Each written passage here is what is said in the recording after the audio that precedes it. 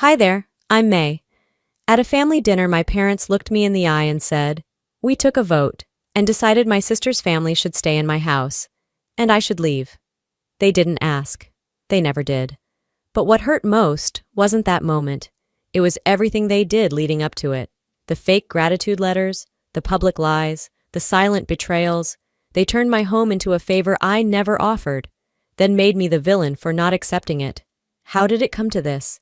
And what did I do when I finally stopped being silent? I didn't tell anyone I was buying a house. Not because I was trying to be secretive, because I knew exactly what would happen if I did. I'd spent nearly 8 years budgeting with the precision of a surgeon. No spontaneous shopping sprees, no trendy brunches every weekend. Just spreadsheets, savings accounts, and a quiet craving for a life that was mine. And finally, it was happening. A small 2-bedroom cottage on the outskirts of Flagstaff. A wraparound porch, a garden that caught the morning sun, and pine trees that whispered at night instead of neighbors slamming car doors. That Sunday, I made the mistake of scrolling through photos of the house at dinner. "Wait, what is that?" Darlene's voice sliced through the casual chatter about gas prices and school fundraisers. She was peering over the mashed potatoes at my phone screen. I locked it instinctively. "Just a listing I've been looking at." "You're house hunting?" she asked, narrowing her eyes like I'd just admitted I was moving to Mars. I gave a tight nod, trying to keep the peace. "I already bought it. Closing was Friday." For 3 full seconds, the table went silent.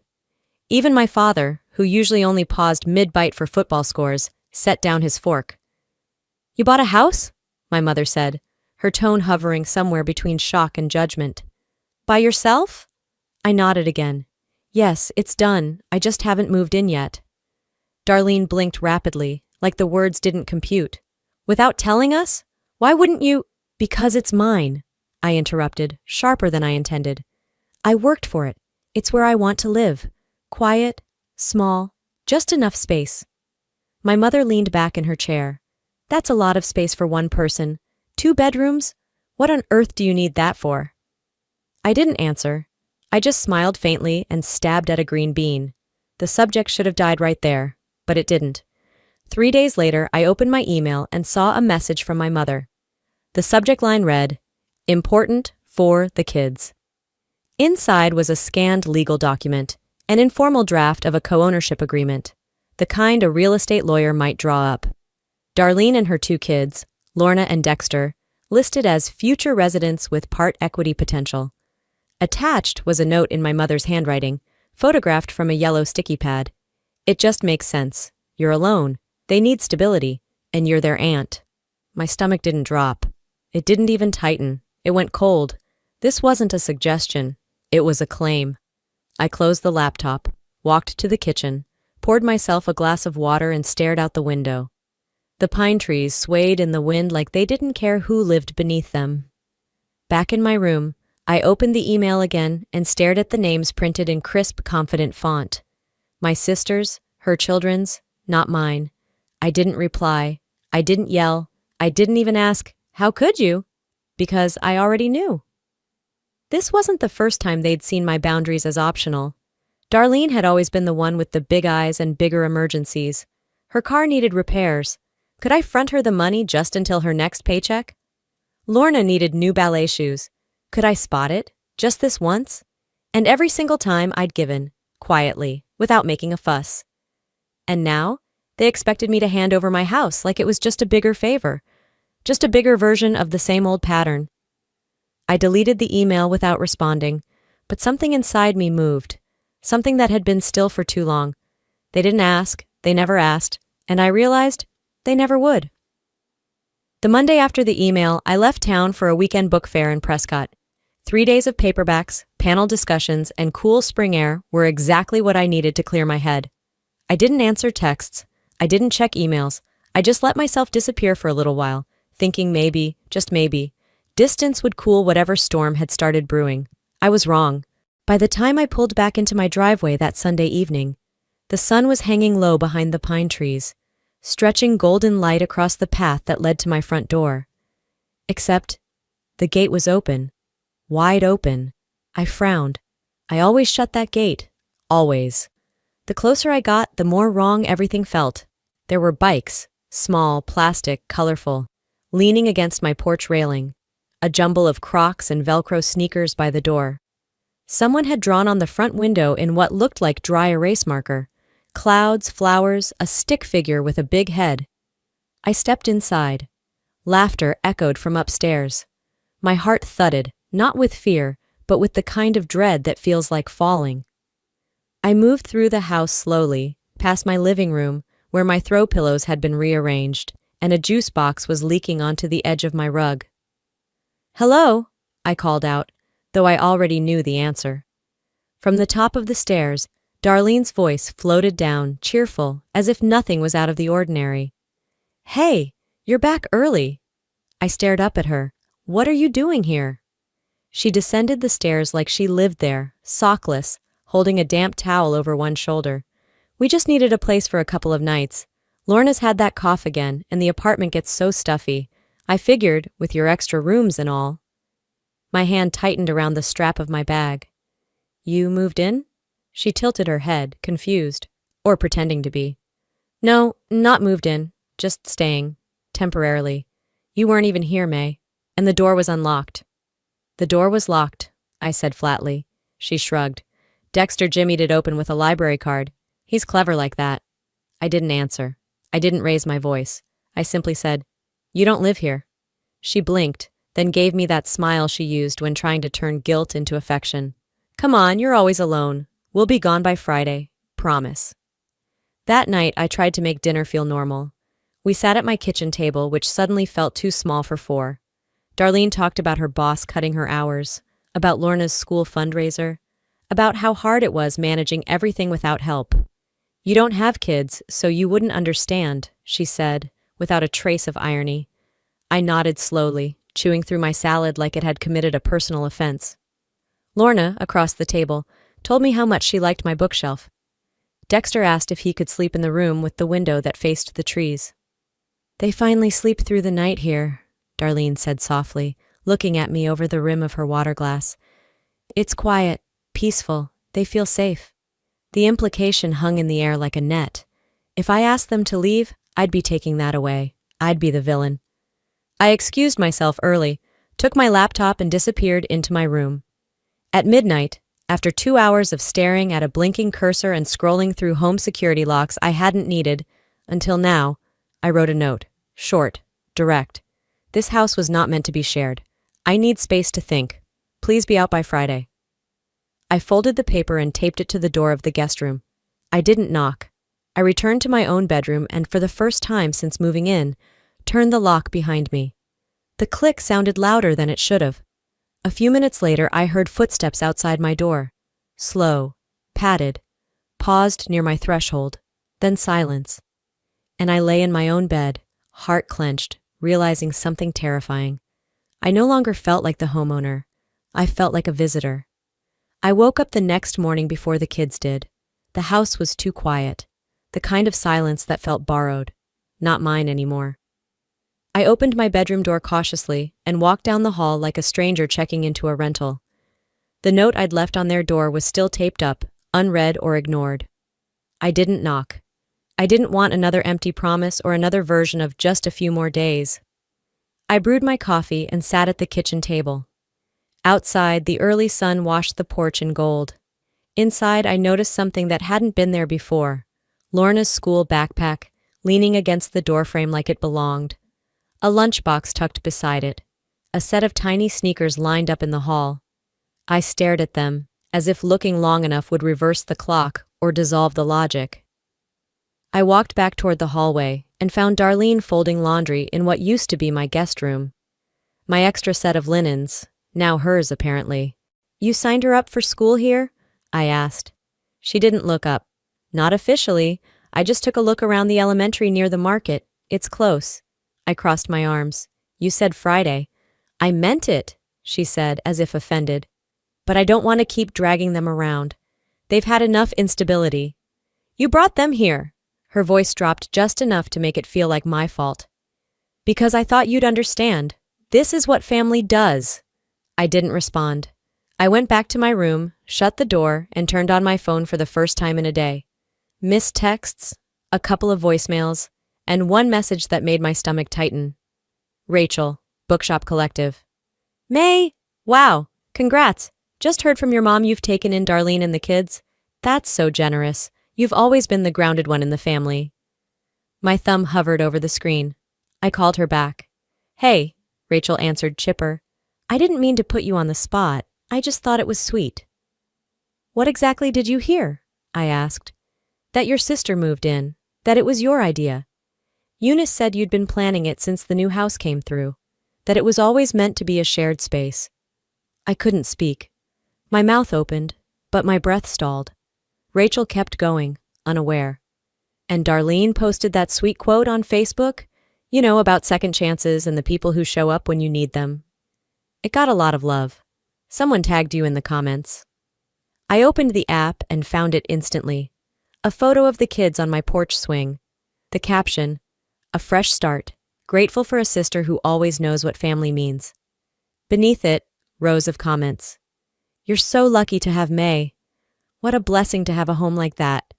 True family doesn't hesitate. I didn't like the post. I didn't respond.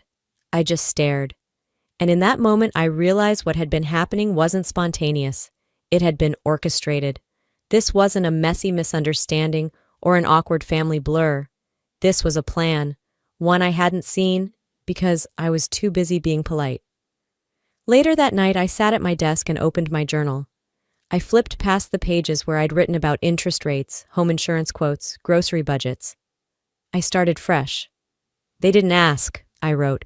They just assumed, like they always have.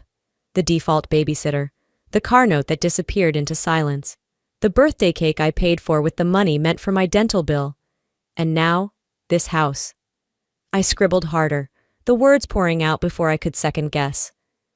They never wanted permission. They just needed me quiet. I underlined the sentence 3 times. Then I flipped to a clean page, circled tomorrow's date, and wrote one more line. No more pretending. That Sunday, I drove to my parents' house under the weight of a silence I hadn't shaken in days. The kind of silence that grows teeth. The note circled in my planner still haunted me. No more pretending.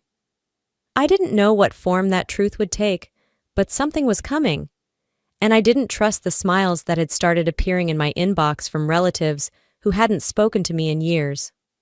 I pulled into the driveway just after 4. My mother had sent a reminder text about dinner, like we hadn't followed the same routine for the last 15 years. The air outside smelled like grilled meat and lavender fabric softener. Too clean, too calm. That alone made me nervous. When I walked in, I noticed it right away. Everyone was already there. Darlene, seated at the end of the table like a queen flanked by 2 loyal subjects, her children. Russell stood near the patio door with a drink, pretending to check the weather. My father hovered in the kitchen, watching garlic bread toast like it required engineering. It wasn't the normal scatter of arrivals and half-set napkins. This was staged. Hey, sweetie, Eunice said, a little too high-pitched. Come sit. We just started.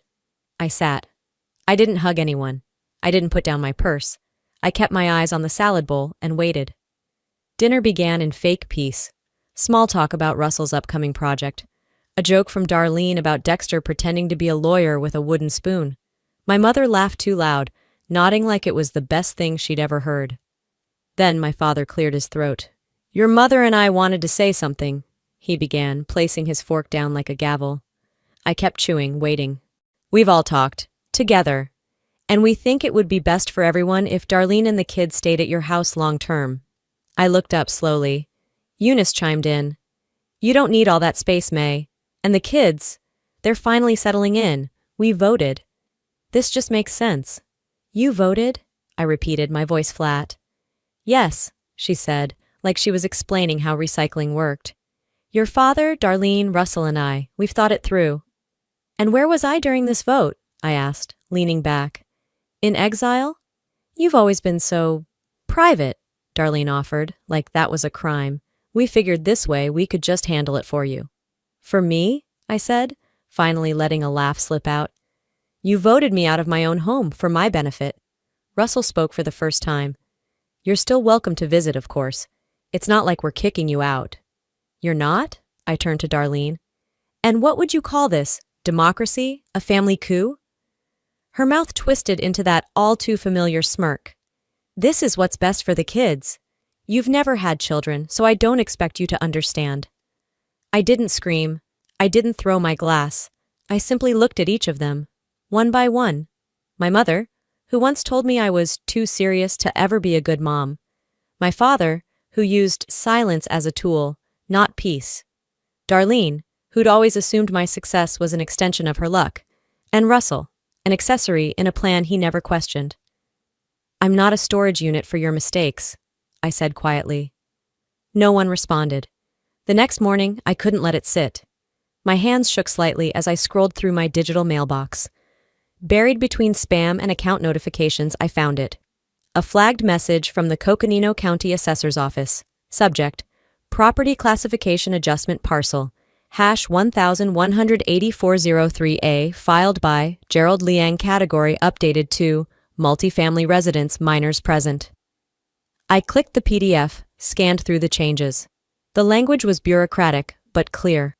The house was now on record as being occupied by multiple family units, with children, which meant tax breaks, which meant benefits, which meant someone had taken liberties. I printed it, stapled it, filed it in a bright red folder labeled Evidence. Then I scribbled a sticky note and pressed it to the front cover. They want legal? Let's go legal. I didn't sleep that night. Not really. I lay in bed like a statue, eyes fixed on the ceiling fan as it turned in slow, rhythmic creaks that matched the pounding in my chest. Not fear, not anxiety, not even dread, just pressure. Heavy and ancient, pressing on every part of me that had ever been told to be the bigger person. On the nightstand, the red folder sat like a live wire, thick with proof, cold with facts. It stared at me in the dark, silent, patient, undeniable. By dawn, I'd had enough. I sat up, cracked my knuckles one by one, walked barefoot across the floor and opened my laptop. My fingers didn't hesitate, not this time. I drafted the email the way a surgeon preps for an incision. Clean, clinical, no excess. Subject: notice to vacate. 48 hours. The body of the message was razor-sharp in its clarity. This message serves as formal notice that you, Darlene Liang, are to vacate the premises at 4474 Pine Hollow Lane within 48 hours. Failure to comply will result in legal proceedings for trespassing and unlawful occupancy. I will be changing the locks effective immediately. No emotion, no compromise, just truth.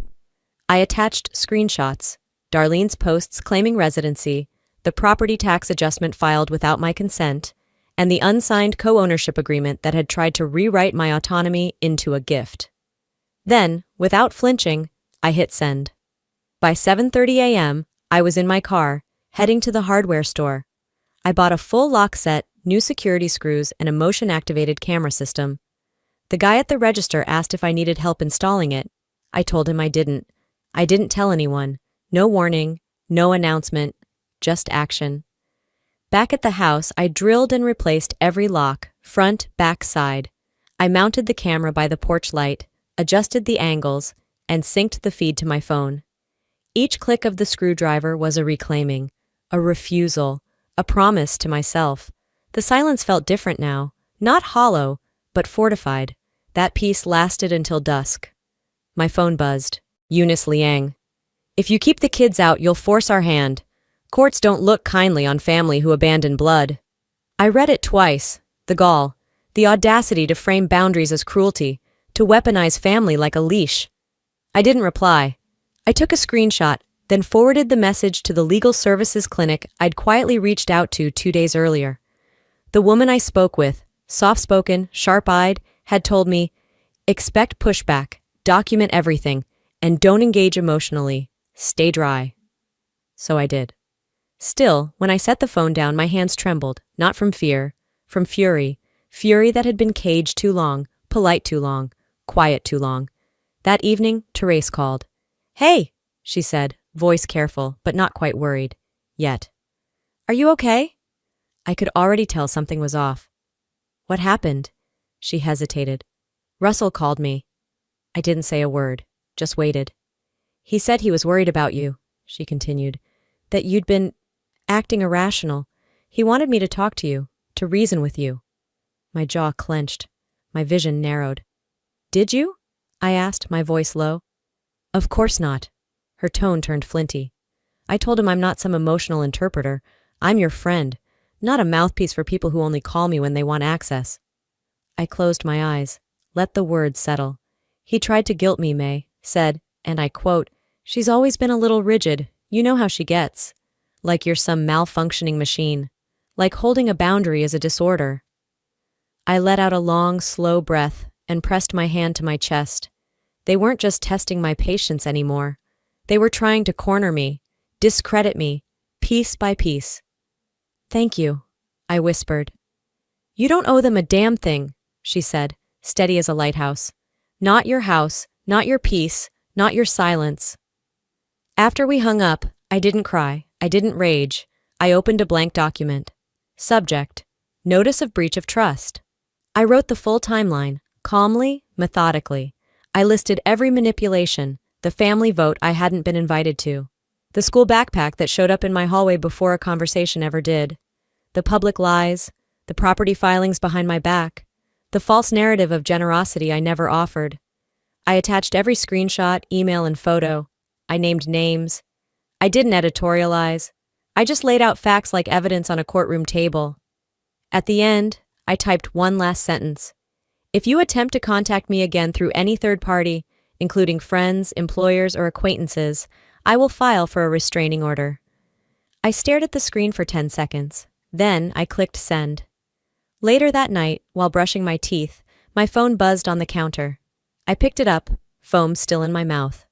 One new email from Eunice Liang. Subject: Betrayal. The body of the message.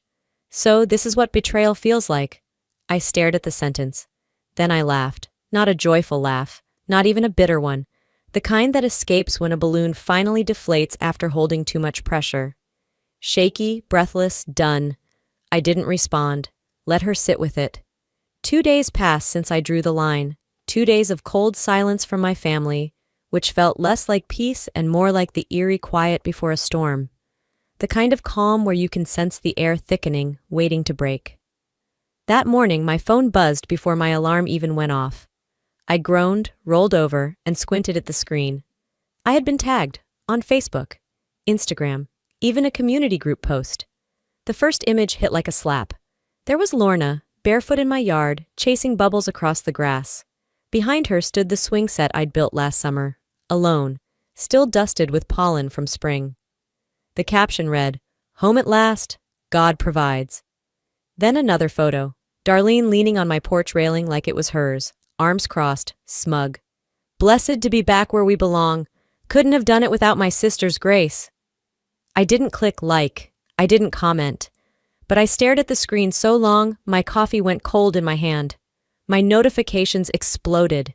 People from church, the neighborhood, even coworkers who barely knew me chimed in. You're such a generous soul, May. The world needs more sisters like you. Your mom raised you right. Each line twisted like a knife. They believed it, every word. I didn't respond. I opened a blank Word doc and started saving screenshots. By lunch, I'd compiled over 40 public messages, 3 reposts from church groups, and 1 community page article titled, "Family Reunited Through Grace." My name was all over it. I hadn't spoken a single word, and yet, apparently, I'd donated my home. The hits didn't stop there. Later that afternoon, after I returned from the bookstore, my phone rang. It was Janine, a woman from church I barely spoke to outside potlucks. "May, I just wanted to say how inspiring your donation was," she said warmly. "Eunice's announcement this morning nearly made me cry. She said you pledged your savings to rebuild the children's wing." I blinked. "Excuse me?" "She said it was your way of honoring God by supporting the next generation. She even called it a family blessing." I mean, wow, right? I hung up politely, without exploding. Then I checked my bank app. My secondary account, the one I rarely used, had a recent inquiry marked as authorization verification. The email attached? gerald.liang.as@gmail.com. I shut my laptop so fast it made a sharp thud on the table. They didn't just take over my house, they were trying to take my money. I opened my front-facing camera and stared at myself. My face was tight, my lips pressed in a flat line. I didn't look angry, I looked exhausted, and yet, something steeled inside me. I sat down and drafted a public post, my first in months. There seems to be confusion about ownership, generosity, and consent.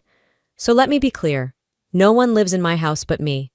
I have not pledged any property or finances to anyone. If you've heard otherwise, you've been misled. No names, no drama, just truth. I disabled comments, posted it to Instagram, Facebook, and even my business profile. Then I turned off all notifications. That night, I curled up with tea and tried to lose myself in an old movie. Halfway through, my phone buzzed again, this time from the Ring app. Motion detected. I tapped the screen, expecting raccoons or the neighbor's cat, but it wasn't an animal. It was Russell, standing at my front door, holding a suitcase. His face was blank, not pleading, not apologetic, just waiting. I didn't move, didn't get up, just watched as he stood under the porch light, like he belonged there. Like this was a check-in, not a confrontation. She checks the camera. It's Russell, with a suitcase. I didn't open the door. I watched Russell through the camera feed, framed in that soft cone of porch light like an actor waiting for his cue. His shoulders slumped. His suitcase sagged beside him like some kind of emotional prop, his version of, "See, I'm suffering too." The intercom buzzed softly as his voice came through, hesitant, low. "I'm not here to fight," he said. I need to talk. I got nowhere else." Not an apology, not even an acknowledgement, just the quiet assumption that I might let him in, simply because he asked. I pressed the mic button, my voice firm and stripped of any warmth. "This isn't your home. It never was. Turn around." There was a pause, brief but heavy. He didn't plead, didn't argue. He just stood there like he was waiting for the script to change, like he thought if he stayed long enough, I'd fall back into old habits and open the door anyway. I didn't. After a long beat, he picked up his suitcase and walked into the dark. 10 minutes later, a text buzzed across my screen. From my mother. "So now you're heartless too?" No greeting, no explanation, just 7 words laced with guilt and barbed like wire. I stared at it, thumb hovering over the screen. I could almost hear her voice in my head, measured, disapproving, dripping with disappointment. A weaponized sigh dressed up as concern. The kind of message that doesn't ask for a reply. It demands surrender. I didn't answer. I turned my phone face down and walked away. But it was too late. The words had already done their job, pressed directly into that old bruise where family and guilt always lived too close together, like tonguing a sore tooth, even when you know it'll hurt. The next morning, I woke up to a flood of notifications, 27 to be exact, and I didn't need to look to know something had blown up. I pulled open my laptop, blinking through sleep, and logged into my blog. A quiet space where I usually posted about simple joys. Thrift store book finds, composting tips, weekend gardening experiments, nothing controversial, nothing dramatic. Except now, it looked like a war zone. The comment section had been ambushed. "Wow, kicking out your own family? Must be nice to have all that money and no heart. Those poor kids. You'll regret this one day. Ungrateful. Hope karma gets you good." Some comments were anonymous. Others had names I recognized. Church folks. Darlene's old co-workers. A parent from Lorna's school. The tone wasn't random. It wasn't spontaneous. It felt rehearsed. Like everyone had received the same script. I minimized the window and opened Facebook. A post had gone viral in a local Flagstaff neighborhood group. I read the first line and felt my stomach turn. Just heard about a woman who bought a house she didn't need, then kicked out her sister and niece after they'd finally found some stability. Sure, she owns it, but what about basic decency? The post was accompanied by photos, my porch, my swing set, my blooming tulips. Images lifted directly from Darlene's old social posts, now repackaged as proof of a betrayal I never committed. I tried to find the family group chat, to see if anyone had the audacity to explain. Nothing. Not one thread. Not even the casual ones we used for birthday reminders or group plans. It wasn't just silent, it was gone. They'd removed me, the clean digital version of being exiled. I sat still for a minute, blinking, trying to process it all. The erasure, the twist. The way they hadn't just rewritten the story, they'd replaced me entirely. That's when my phone buzzed again. A message from Camilla, my cousin on my dad's side. We hadn't talked since the last reunion, unless you count an occasional happy birthday post. Hey, just saw the posts. Didn't know you were letting them stay with you long term. That's really kind of you. Kind of me? I stared at the screen, pulse slow but heavy. This was no longer about the house. This was about identity, narrative, control. They weren't just squatting in my home, they were squatting in my story. I started to type a reply, paused, deleted, rewrote, deleted again. And then I typed the only thing I meant. Let them watch. They'll see what comes next. No more hoping it would die down. No more trying to be the bigger person while they dragged my name through every hallway in town. I had drawn lines. I had given warnings. I had stayed silent long enough. Now, I was ready to scorch the damn map if that's what it took. Let them come. The week that followed felt like a slow spin of a loaded chamber. Nothing happened, but everything could. The online storm hadn't died. If anything, the silence that followed my post made it worse. People filled the gaps with speculation. The void breeds noise. Then Saturday morning, just as I finished watering the indoor fig tree by my kitchen window, the doorbell rang. I peeked out, expecting mail or maybe another church pamphlet shoved under the doormat. Instead, it was Lorna. She stood there with a neighbor I barely recognized, Mrs. Keller from 3 houses down, her arms crossed protectively as if she was both escort and shield. "Hi," Lorna said, eyes low. "I asked her to drive me. I didn't tell Mom." I blinked, nodded, opened the door. Mrs. Keller gave a quiet smile. She said she needed to return something. I didn't ask. Lorna stepped inside, hands clenched around something folded. I waited until we reached the living room before asking, "Are you okay?" She didn't answer immediately. Instead, she offered the paper. It was the thank you note, the one Darlene had bragged about, the one everyone had reposted like it was proof of my generosity. "I didn't want to write it," Lorna mumbled. "Mom said we had to. She said if we didn't show people you were okay with everything, you'd kick us out and we'd be homeless." My breath stalled. Not out of shock, but out of recognition. I crouched to eye level.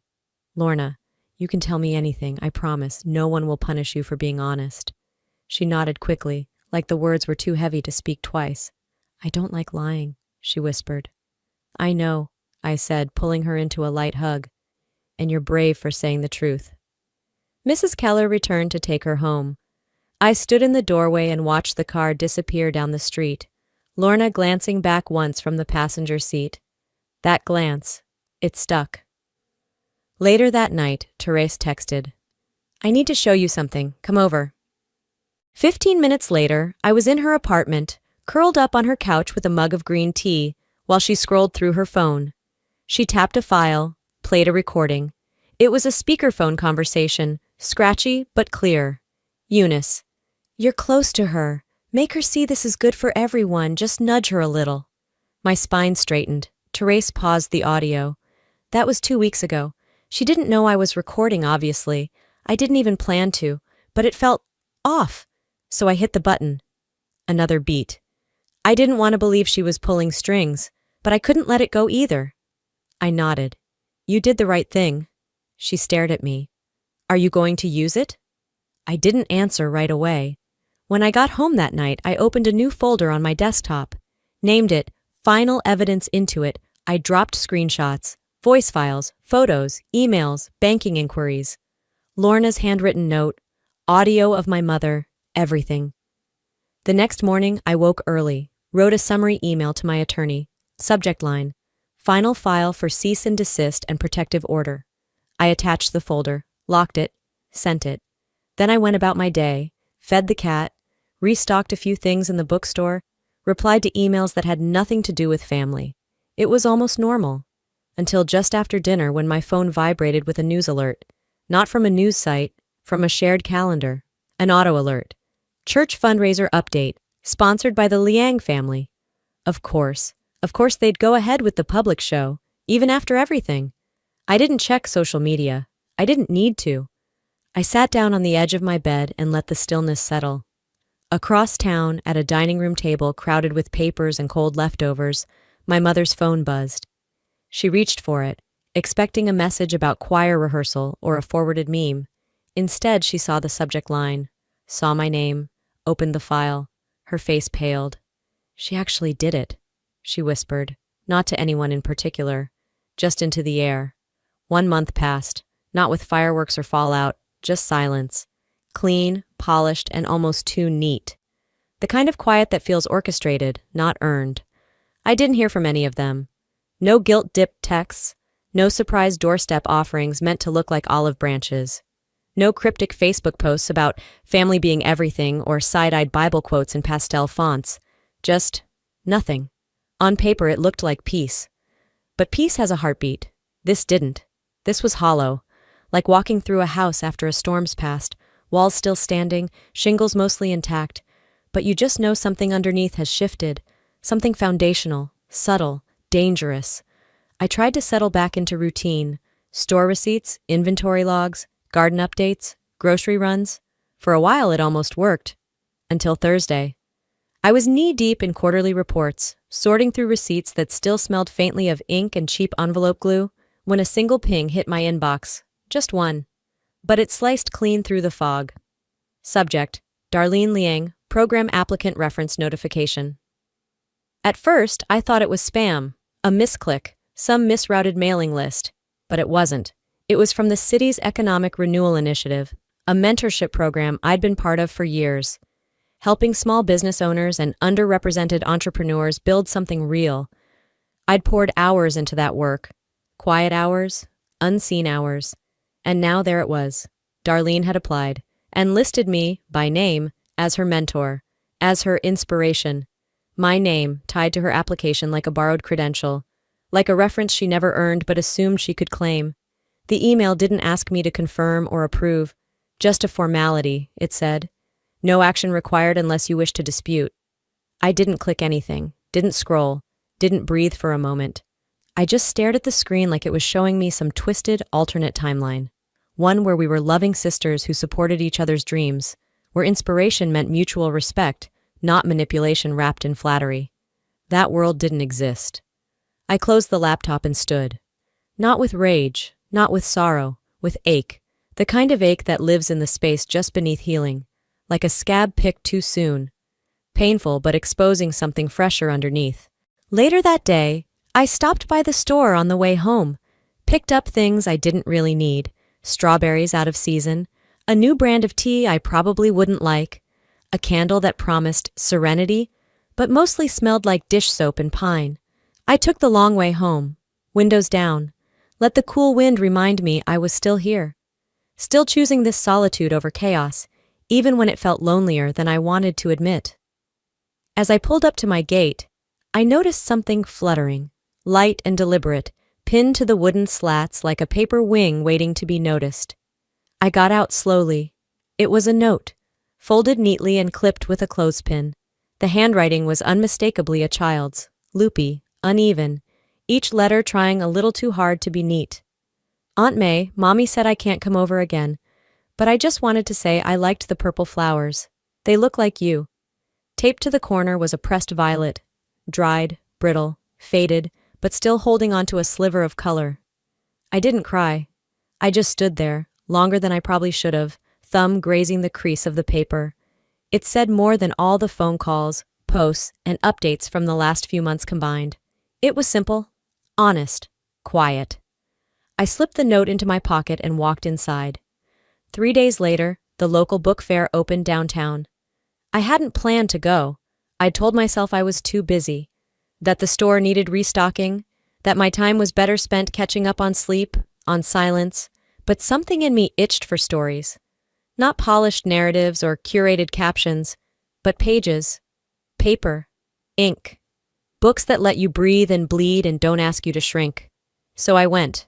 I wandered the rows like a ghost with purpose, stopping at every third table, nodding politely, fingering spines of books I didn't plan to buy but needed to touch. Sometimes, Just standing in a place where people believe in words is enough. That's when I saw them. Near the outreach tent. Lorna and Dexter, wearing matching volunteer shirts 2 sizes too big, handing out bookmarks and pamphlets like tiny professionals. Dexter was laughing at something one of the authors said. Lorna had her hair pulled back in a ponytail, focus narrowed on stacking a pile of flyers with geometric precision. They didn't see me, not at first. But then Lorna looked up. Her eyes met mine, and froze. She didn't smile. She didn't wave. But she didn't look away either. That was enough. I waited until they moved on to the next booth. Then I walked up to the table and left 2 bookmarks of my own. One said, "You write your story." The other, "Forgiveness doesn't mean forgetting." Then I walked away. No fanfare, no announcement, just a quiet exit, the kind I was learning to master. Back home, I made tea, rooibos with a cinnamon stick, the kind that tastes like memory and warmth in equal measure. I sat at my desk, lit by the golden spill of early evening light, and opened my journal to a fresh page. One line. Peace is a locked door I only open to those who know how to knock. I stared at it, then underlined it twice, and closed the book. Then came the sound, a knock. Not loud, not urgent, not familiar, just respectful.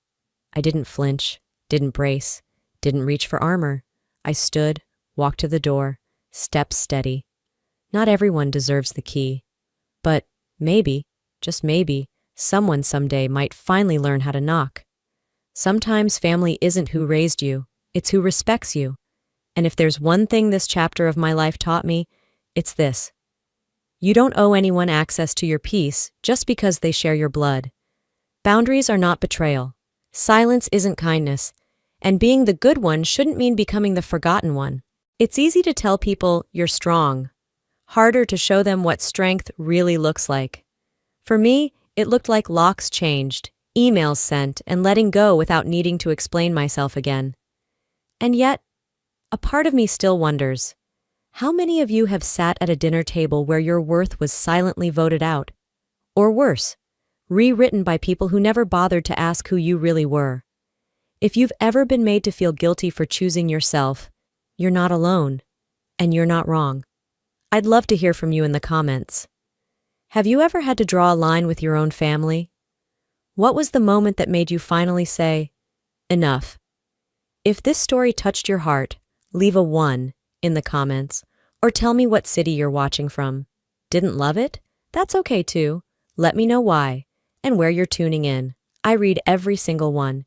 And if you'd like more raw, real-life stories like this, subscribe to the channel so you never miss what comes next. Thanks for being here. Stay strong, stay clear. And remember, not everyone deserves the key to your peace. Hi, I'm Carlina. My parents called my wedding cheap because it was in our backyard. They said it was embarrassing for them, so they didn't come. Not even a call on the day. But here's what they didn't know. I filmed it. And 2 weeks later, the world saw what they didn't bother to show up for. They said it was just a potluck. But why did it go viral? Why did strangers cry, watching what my own mother called a shame? And what happened after? That's where it really begins. Do you want to know how far a family will go to erase you if you don't perform their version of love? Because mine didn't just stay home. They rewrote the story, without me. It started with a phone call. I was sitting on the back steps, mug of lukewarm tea cupped in both hands, watching the last bit of sun settle into the tree line. The porch light hadn't flicked on yet, but I didn't mind the dim. There was something comforting about the in-between hour, before the dark fully arrived, but long after the day had let go. My phone buzzed against my thigh. Mom. I hesitated. That alone says everything. When I answered, her voice was sharp, clipped, like she'd already made up her mind before I picked up. A backyard? She said. Really, Carlina? That's not a wedding. That's for poor people. She didn't wait for me to respond. She didn't ask who I was marrying. She didn't ask how I was. Click. It took me a full minute to realize she'd ended the call. I just sat there, phone in hand, the edges digging into my fingers. Tea forgotten. No argument. No concern. Not even an ounce of curiosity. She heard backyard, And that was enough for her to dismiss the whole thing, me included. The wind picked up and rustled the leaves of the old maple that towers over the yard. I looked out at the open space, already picturing the string lights I'd been collecting from thrift stores, the chairs borrowed from neighbors, the wildflower beds I planned to replant with Reuben next weekend. She didn't see any of that. She didn't want to. A few days later, Sonia and I met at a cafe on Marymount for coffee. She pushed her phone across the table without a word. A Facebook meme. One of those passive-aggressive jokes you recognize instantly even if they come from a faceless profile. It was a picture of a homemade wedding invitation. Craft paper, pressed lavender, twine bow, hand-lettered names. My invitation. The caption read, "When a homeschool project thinks it's a real wedding." I stared at it for a long time. No name was tagged, but I didn't need one. My mom had made a fake profile years ago to keep an eye on people, as she put it. She used it to post comments she didn't want traced back to her. She always said she hated drama, but that was only true when she wasn't the one orchestrating it. Sonia looked at me like she expected a reaction. I didn't give her one. I just nodded, finished my coffee, and deleted the app on the spot. That evening, back at home, Reuben handed me a bowl of soup and asked how my day had been. I hesitated before telling him about the call, about the meme. He didn't ask what I was going to do. He didn't tell me to ignore her, or to forgive her, or to confront her. He just let the silence settle and said softly, "She didn't even ask who you're marrying?" I shook my head. "Then she's not objecting to your choices," he said. "She's mourning her lost spotlight." I let out a breath I hadn't realized I was holding. The comment wasn't meant to hurt, but it hit something tender. Because he was right. It wasn't about me getting married. It was about her not being center stage. No ballroom, no three-tier cake with edible gold, no photographer to catch her pretending to cry in a tailored dress. That night, I sat outside again. This time, wrapped in a sweater, notebook balanced on my knees. The wind had died down, and the stars began to pierce through the soft veil of night. I opened to a clean page and started sketching a layout of the backyard. Chairs would go in a semicircle facing the wildflowers. The buffet table near the shed. Paper lanterns strung between the trees. This space would never be a ballroom. And that's exactly why I loved it. I paused, pen hovering, and looked out again into the dark. I whispered to the stillness, not sure who I was talking to. My mother, myself, maybe something in between. She didn't have to understand. She just had to show up. But I already knew she wouldn't. And I hadn't told anyone yet that I'd been removed from the group chat. Not even Reuben. The sketchbook was still open on my lap the next morning. The pen slipped down into the spine like it had given up too. I had fallen asleep on the couch, not even making it to bed. The sky had lightened into that gray-blue wash, birds just starting their fussy chorus in the hedges. Reuben was already up. He always was. I heard the low murmur of the kettle on the stove, but I didn't move. When I finally stretched and sat up, I grabbed my phone to check the time. That's when I noticed it. My notifications were fewer than usual. No new messages from the family thread. That alone didn't say much. My family's energy came in unpredictable waves, but the silence felt curated. I opened the app and saw it. The group was gone. Not just muted, not archived, not renamed. Gone. A new one had been made, a smaller circle. Same people, minus me.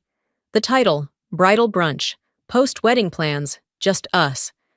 I read it twice, then clicked on the participant list. Mom, Lynn, Aunt Cheryl, a few cousins I hadn't seen in years. The usual family orbit, just tighter now, with me excluded like a typo they decided not to correct. I didn't cry. That part of me had dried up a long time ago, I think. The kind of tears you cry when someone forgets your birthday or misspells your name. Those were gone. This was quieter than that. This was surgical. Instead, I stood up slowly, rinsed my face in the sink, and opened the bag of dried eucalyptus I'd bought to wrap the centerpiece jars. If I had time to bleed, I had time to finish these. By late afternoon, the apartment smelled like rosemary and dried citrus peel. Reuben came in, kissed the top of my head, and offered to take over dinner. I let him. I told him I needed a minute to gather my thoughts, but I lied. I just needed to be alone. I went upstairs, sat on the edge of the bed, and opened the Notes app on my phone. New note, blank page. Title, Erased but Present. I began writing, not a speech, not a journal entry, a list. A list of all the times I'd been included, only in utility.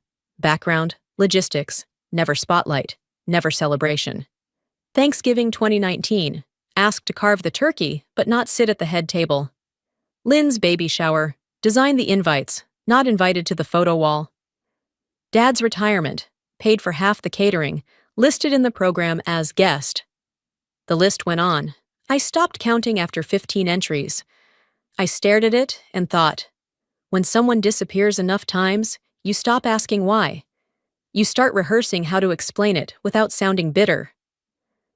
Later that evening, I was folding linens when my phone rang again. The screen lit up with Lynn's name. My stomach clenched, but I answered.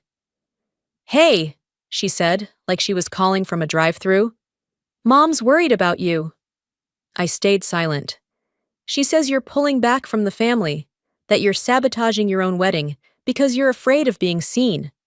I could hear a faint car blinker in the background. I imagined her sitting at a stoplight, casually diagnosing me with a personality defect in between errands. "She said that?" I asked finally. "Yeah, but I told her that's not fair," Lynn added quickly. "You've always been more private, not like me." I put her on speaker, laid the phone down on the nightstand, and let her words fill the room like a commercial I couldn't skip. She went on, something about how she wanted to help, how she hated seeing the family divided, how maybe I was just overwhelmed. When she finally stopped talking, I said 2 words. "Thanks, Lynn." Then I ended the call. There was nothing else to say. I didn't need an apology she'd never offer. I didn't need to explain myself again to people who'd already written the script for who I was supposed to be. After cleaning up downstairs, I returned to the living room, where my sketchbook still lay on the table. The pages smelled faintly of citrus and graphite. I flipped past my original diagram and turned to a fresh sheet. This time, I didn't sketch lighting. I drew chairs. 25 of them. Each one different. Folding metal, wood with chipped arms, 2 small benches I borrowed from neighbors. Every line was deliberate, and next to each chair, I began writing names. Sonia, Reuben, Aunt Lorraine, my friend from work who cried with me in the break room last year. People who showed up, who stayed, who didn't ask for spotlight or proof. There was one chair I left empty, not by mistake, just to remind myself that not every absence is a tragedy. Some are just space reclaimed. I left the sketchbook open that night, didn't bother closing it or turning the page. I just stood, stretched my back, and walked slowly to the kitchen. There were still 2 candles burning on the counter, one eucalyptus, one something Reuben picked out that smelled like cedar and honey. I let them flicker a while longer, poured a glass of water, and leaned against the sink, staring through the window into the night. My eyes drifted back to the page in my head, the chair I'd left unnamed. And that's when I remembered the other chair. Not mine, not really, but the one they assigned me years ago, the last time our family gathered around a wedding. Lynn's wedding, 5 years ago. It was held in Raleigh at a venue so polished it looked like a showroom, the kind of place where even the curtains cost more than my monthly rent. I had been involved from the beginning, not as a guest, but as help. Quiet, reliable, always reachable. I managed the schedule, handled the caterer's last-minute crisis, made sure the DJ didn't play the wrong version of the father-daughter song. My clipboard never left my side. When I asked if I could be included in the bridal portraits, Mom blinked and said, "Oh, honey, you're not part of the party, you're logistics." That word, logistics, followed me all night. I wore black flats because I knew I'd be running. I wore a dress shirt instead of something satin because I knew no one would be waiting to photograph me anyway.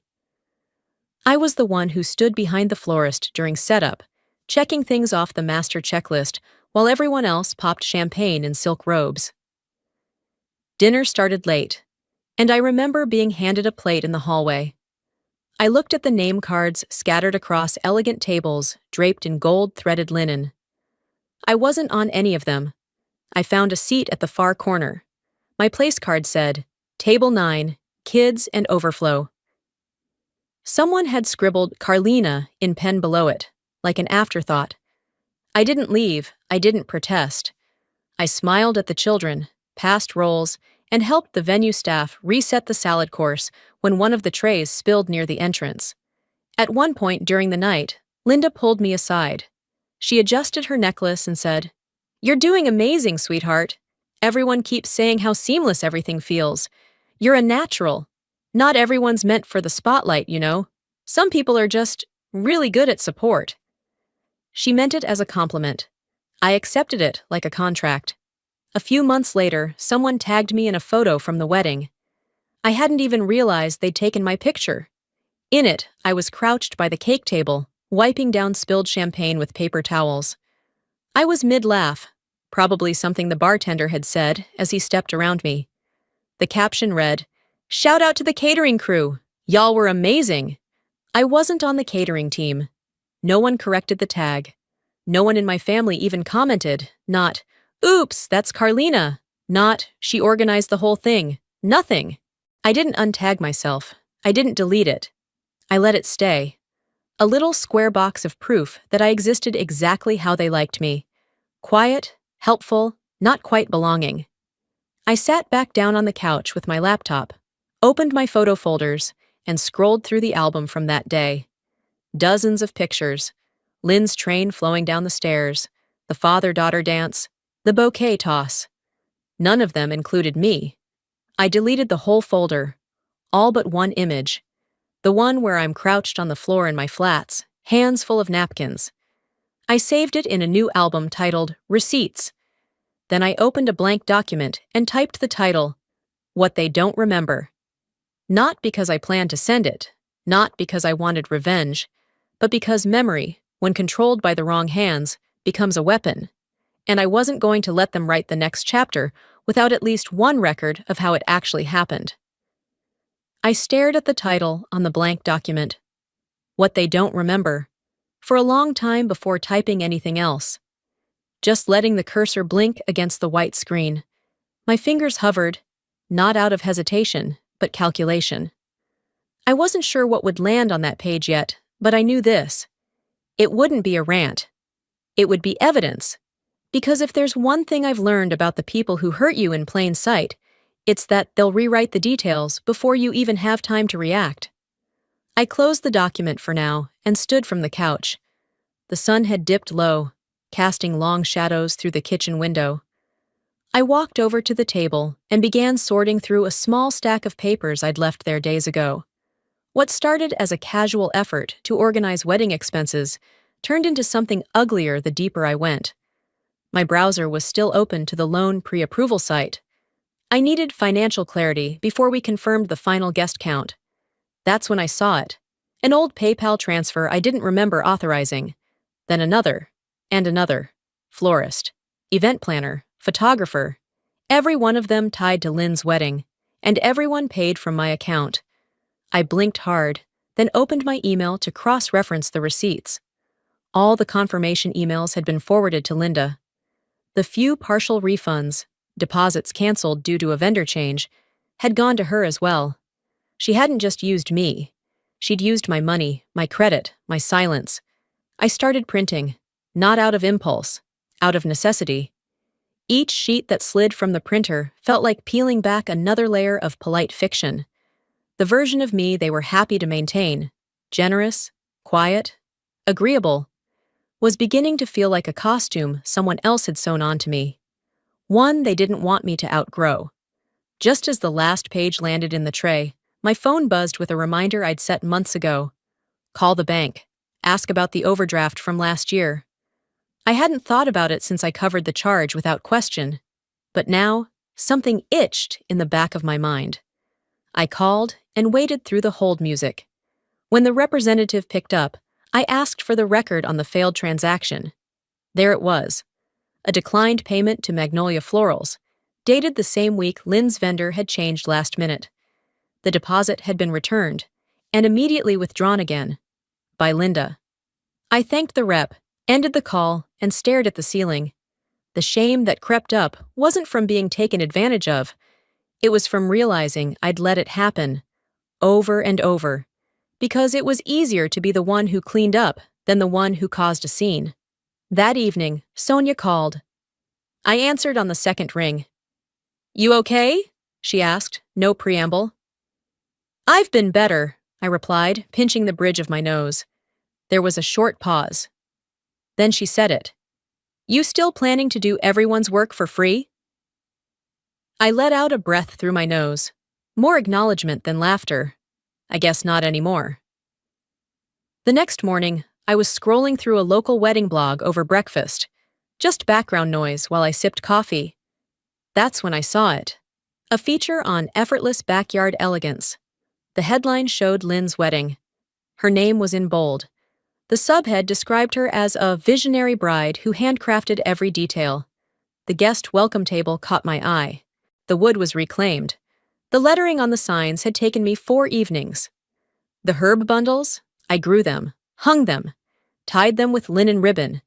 The caption underneath read, "Styled entirely by the bride, Lynn's creative fingerprints were everywhere."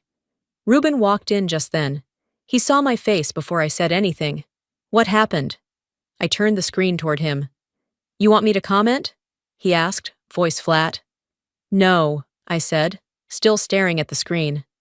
I want to remember exactly how they rewrite things when it suits them. That night, after he'd gone to bed, I sat in the living room with my laptop. I opened a new folder. Exhibit A, Contributions Never Credited. One by one, I uploaded screenshots, payment confirmations, text threads, pictures of the things I made, before they were renamed as Lynn's. I didn't name the files with anger. I labeled them by truth, not for revenge, for record-keeping.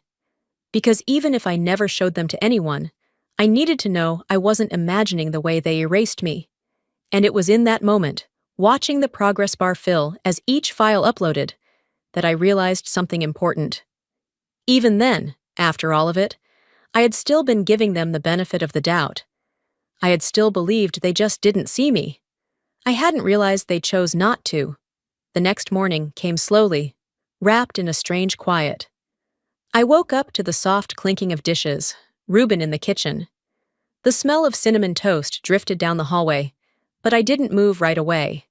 I stayed in bed, staring at the ceiling fan as it turned overhead. The line from Linda's message still echoed in my mind. Is this the wedding I wasn't invited to? It wasn't a question. It was a setup, a trap wrapped in feigned innocence. And I wasn't stepping into it. When I finally got up and wandered out, Reuben handed me a mug and said nothing.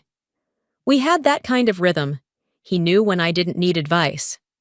I needed space. We stood in the kitchen for a while, sipping coffee, just breathing. By late afternoon, the yard had transformed.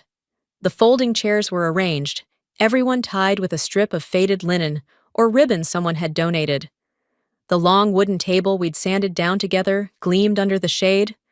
Wildflowers in glass jars dotted every surface. It looked like a postcard, but better, because every piece had a fingerprint, a hand behind it. I walked around the setup, checking the final details. 25 seats. I counted again, not because I needed to, but because something about the number calmed me. None of those chairs belonged to my mother, or my father, or my sister. And for the first time, that fact didn't sting. It felt honest. People began arriving just before sunset. Friends from work, Sonia with her camera already in hand, 2 neighbors who had lent us chairs and offered to bring peach cobbler.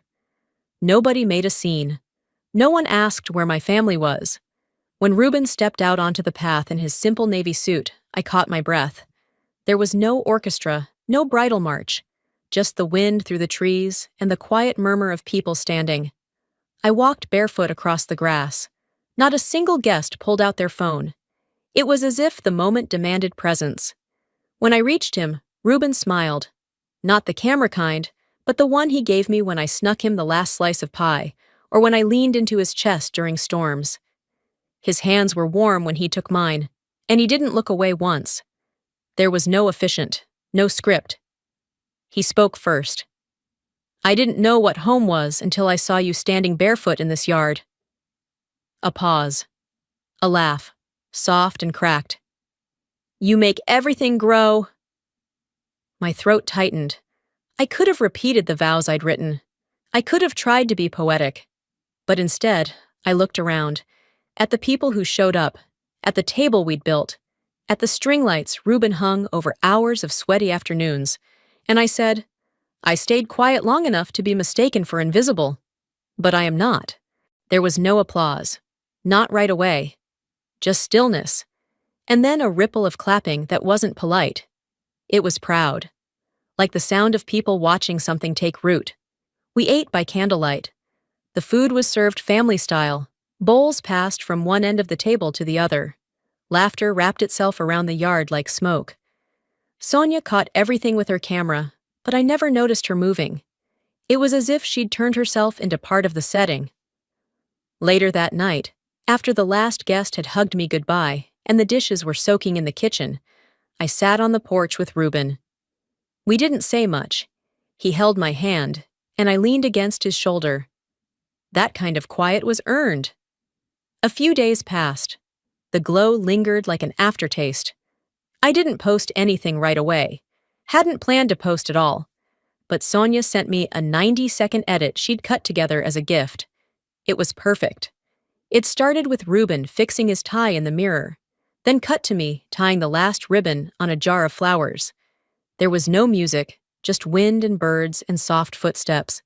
It ended with us dancing under the paper lanterns, barefoot, the grass beneath us and the stars above. I uploaded it with no caption, no hashtags. Just, home, love, October 8th. By the next morning, it had over 24,000 views. By that afternoon, a wedding blog had messaged me asking for permission to feature it. I didn't tell my family. I didn't send it to them. I didn't even mention it when Aunt Cheryl texted, "Your little wedding is making rounds online." Didn't expect that. I simply copied the message and pasted it into my document. What they don't remember. That night, as I closed my laptop and turned off the light, my phone buzzed again. "Linda." One line. "Is this the wedding I wasn't invited to?" No greeting, no punctuation. Just the kind of message meant to sound hurt, but hit like a dare. I didn't respond. I didn't need to. I copied her words and pasted them beneath the others. Then I shut the file, closed the laptop, and turned off my phone. I left my phone face down on the counter. Didn't turn the screen off. Just let it sit there, buzzing a few more times before it gave up. By the time Reuben came home, the house smelled like lemon oil and something slightly burnt. I'd forgotten about the tea I was steeping until the water had evaporated and the bag crisped against the bottom of the pot. He raised an eyebrow when he walked in, looked at the blackened kettle, and said, "Rough day?" I nodded, and that was all the answer he needed. That night, after dinner and dishes, and Reuben asleep on the couch, with a throw blanket half slipping off his shoulders, I checked my email one last time. Nothing from family, but a forwarded voicemail appeared from Lorraine. No subject, just a winking emoji and the audio file. I put in my headphones and hit play. It was a recording of Linda talking to someone, probably a distant cousin or one of those holiday-only acquaintances who circle back when something makes noise online. "Well, she never made it clear it was going to be that kind of event," my mother's voice said, brittle and rushed. "You know, with cameras and all that. I thought it was a backyard potluck or something." Then a pause. "I just didn't think it was worth making a fuss over." The audio ended there. Just 22 seconds. Lorraine had attached one sentence beneath the file. "She's spinning stories again." I didn't reply. I saved it in the folder, gave it a new label, Deflect. Audio. The next morning, while eating toast over the sink, I finally responded to one of Lorraine's texts. "Why didn't you come?" I asked, short and direct. Her answer came an hour later. "I was going to. I packed a dress and everything, but your mom told me not to. Said it would only confuse things and that you didn't want outsiders there. I didn't want to overstep." My fingers tightened around the phone. For months, I'd assumed some people just hadn't cared enough to show. But Linda hadn't trusted anyone who might challenge her version of events. She'd kept the circle tight on purpose. She didn't want witnesses. I didn't respond. I copied the message, pasted it into the document, and added a new heading above it. Managed absence. Later that week, I met Sonia at the coffee shop we always used for catch-ups. She brought her laptop and a flash drive. "I've got extra footage from the wedding," she said casually, sipping her drink. "There's a few wide shots of the chairs, a couple moments when you were adjusting someone's tie, wiping something off Ruben's cheek. Totally beautiful. But also, you can see who wasn't there. You want me to put something together? A follow-up?" I paused, thought about it, and then shook my head. "No. Let them think the damage is cosmetic. That's what they always cared about anyway." She smiled, not surprised. "You sure?" "Yeah. I'm not trying to prove anything. I just want the noise to stop." On my way home, I opened my email app and clicked Compose. I didn't write to Linda. I wrote to Lynn. Subject line, none. Body. "Since we're both pretending things didn't happen, let me give you one more thing to ignore. I'm not angry that you took credit. I'm not surprised Mom gave it to you. What I am is tired. So here's the line. I'm done carrying the weight for a story I wasn't allowed to write. You don't owe me an apology, but you do owe yourself the truth." I didn't send it. I saved it to drafts, closed the tab, and let it sit. That night, I received a message request on Instagram. It was from one of Linda's friends, the type of woman who wore matching scarves with her dogs, and referred to Botox as preventative maintenance. The message read, "Linda says you're spreading lies and trying to humiliate her. She's heartbroken. I hope you're proud of yourself." I stared at it for a long time. The phrasing, the performance, the same tired lines. "You're overreacting. You're exaggerating. You're the problem." No one ever asked what Linda did, only how I made her look. I didn't reply. I took a screenshot, saved it as Deflect, Instagram. Then I opened my notes app and wrote 2 lines. "I used to clean up their messes. Now I just archive them." The message from Linda didn't make me cry. It didn't even make me mad. Not the kind of mad that rises in your throat and turns into shouting. It was colder than that. Like when you realize a wound you thought had healed was never stitched properly. It's not the pain that surprises you. It's how familiar it feels. Ruben came home late that night. He was tired, covered in the scent of sawdust and motor oil from helping his cousin patch up a busted garage door. I told him dinner was in the fridge and poured him a glass of water. We didn't talk about my mother. We didn't have to. Silence had started doing all the talking for us. After he went to shower, I sat at the kitchen table, flipping through the manila envelope that held my wedding receipts. The ones I hadn't uploaded yet. Sorting them was supposed to be part of a loan application, but now it felt more like lining up exhibits in a courtroom. I didn't even notice Ruben standing behind me until he asked, "Didn't your mom promise 10 grand for the wedding?" His tone was careful, not accusing, just curious. "She did," I said, still staring at a receipt for the cake that never arrived. He waited. I looked up. She sent it to Lynn instead, for her image recovery event. He blinked. "I'm sorry. Her what?" I shrugged. "Some PR stunt Mom put together after Lynn's divorce. Said she needed a fresh narrative. Rented out a barn, invited a bunch of bloggers, hired a lifestyle photographer to shoot her arranging eucalyptus stems into a mason jar. She called it healing through curation." Ruben leaned against the counter, arms crossed. "Your mom really said that?" "No," I replied. "She said, it's all the same pot. We're family." He didn't laugh. Neither did I. "No, it's not the same pot. I said. It was always my name, my account, my silence.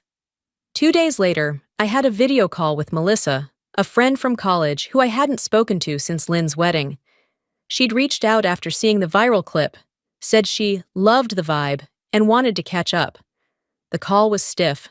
Melissa talked about her kids, her job, her Pilates certification. I nodded along, pretending to care. Then, just as we were about to wrap, she said it.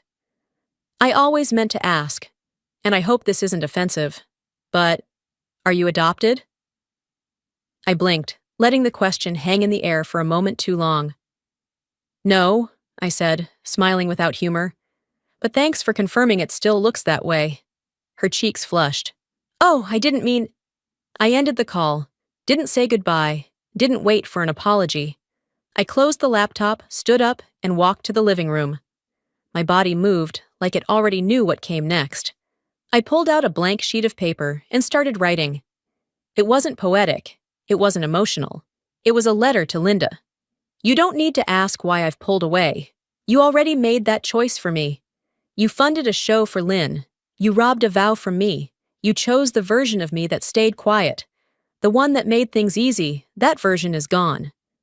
I didn't send it, but I printed it, folded it neatly, and taped it behind the family photo that still hung near the front door. The one from Lynn's engagement party, where I was half cut from the frame. I left it there like a will, something to be found when the house was emptied and the dust settled. That evening, just after dinner, another message came through. This time, not from Linda's entourage, from Linda herself. I'm tired of being the villain in your narrative. You've always been so ungrateful. I read it once. Then again. The punctuation, the tone, the way she made herself the victim in a story she wrote. I didn't reply. I didn't even roll my eyes. I simply took a screenshot, saved it to the folder I'd renamed Exhibit B. Then I closed the app and whispered to myself, she wanted the spotlight. I was about to give it to her, just not the way she imagined. I didn't sleep that night, not because I was upset, not even because of Linda's message, but because I was calm, too calm, and that calm carried weight, the kind that comes after you've made a decision and there's nothing left to argue. By morning, I had gathered everything, printed records, login timestamps, bank statements, screenshots, PDF attachments. There was no rage in my movements, no tremor in my hands, only precision. I slid each document into a labeled folder, clipped it shut, and placed it inside a canvas tote bag.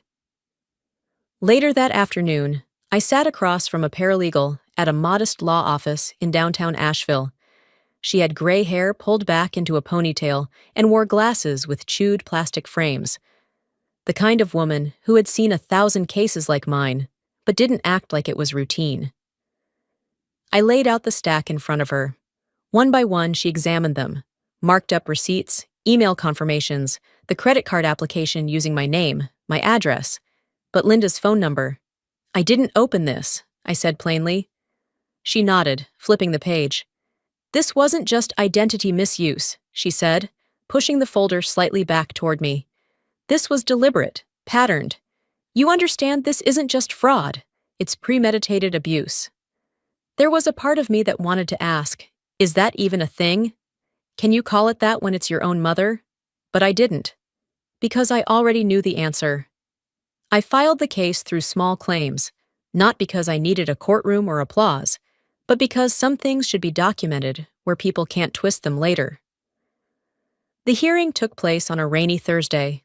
Linda arrived alone, dressed in a light blue suit like she was attending a fundraiser. She had pearls around her neck and carried a white envelope clutched in both hands, as if to appear composed and cooperative. She didn't meet my eyes. I didn't offer hers a place to land. The judge listened carefully, methodical and bored, like this was no different than two neighbors fighting over a fence line. But when he ruled, he was firm. The respondent is liable for full restitution and associated costs. Evidence shows intentional use of a family member's financial identity for non-essential luxury expenses. Linda looked at me then, her expression tight, voice hushed but sharp. "You didn't have to make this public." I blinked, then said, just loud enough for her to hear, "Neither did you, but you did anyway." I walked out of the courtroom before she could respond. No backward glance, no need for a final word. Some silences are loud enough. A few days passed before I got a text from Vernon, my sister's ex-husband. He asked if we could meet for coffee, said there was something I needed to see. I hesitated, then agreed. We chose a quiet cafe near the river, a place where people didn't linger and no one would recognize us. He was already seated when I arrived. He looked older than I remembered, more tired, but lighter somehow. "I knew something was off," he said after the small talk faded. "Back then, when Linda insisted we change the gift registry behind your back." He reached into his coat pocket and pulled out a folded letter.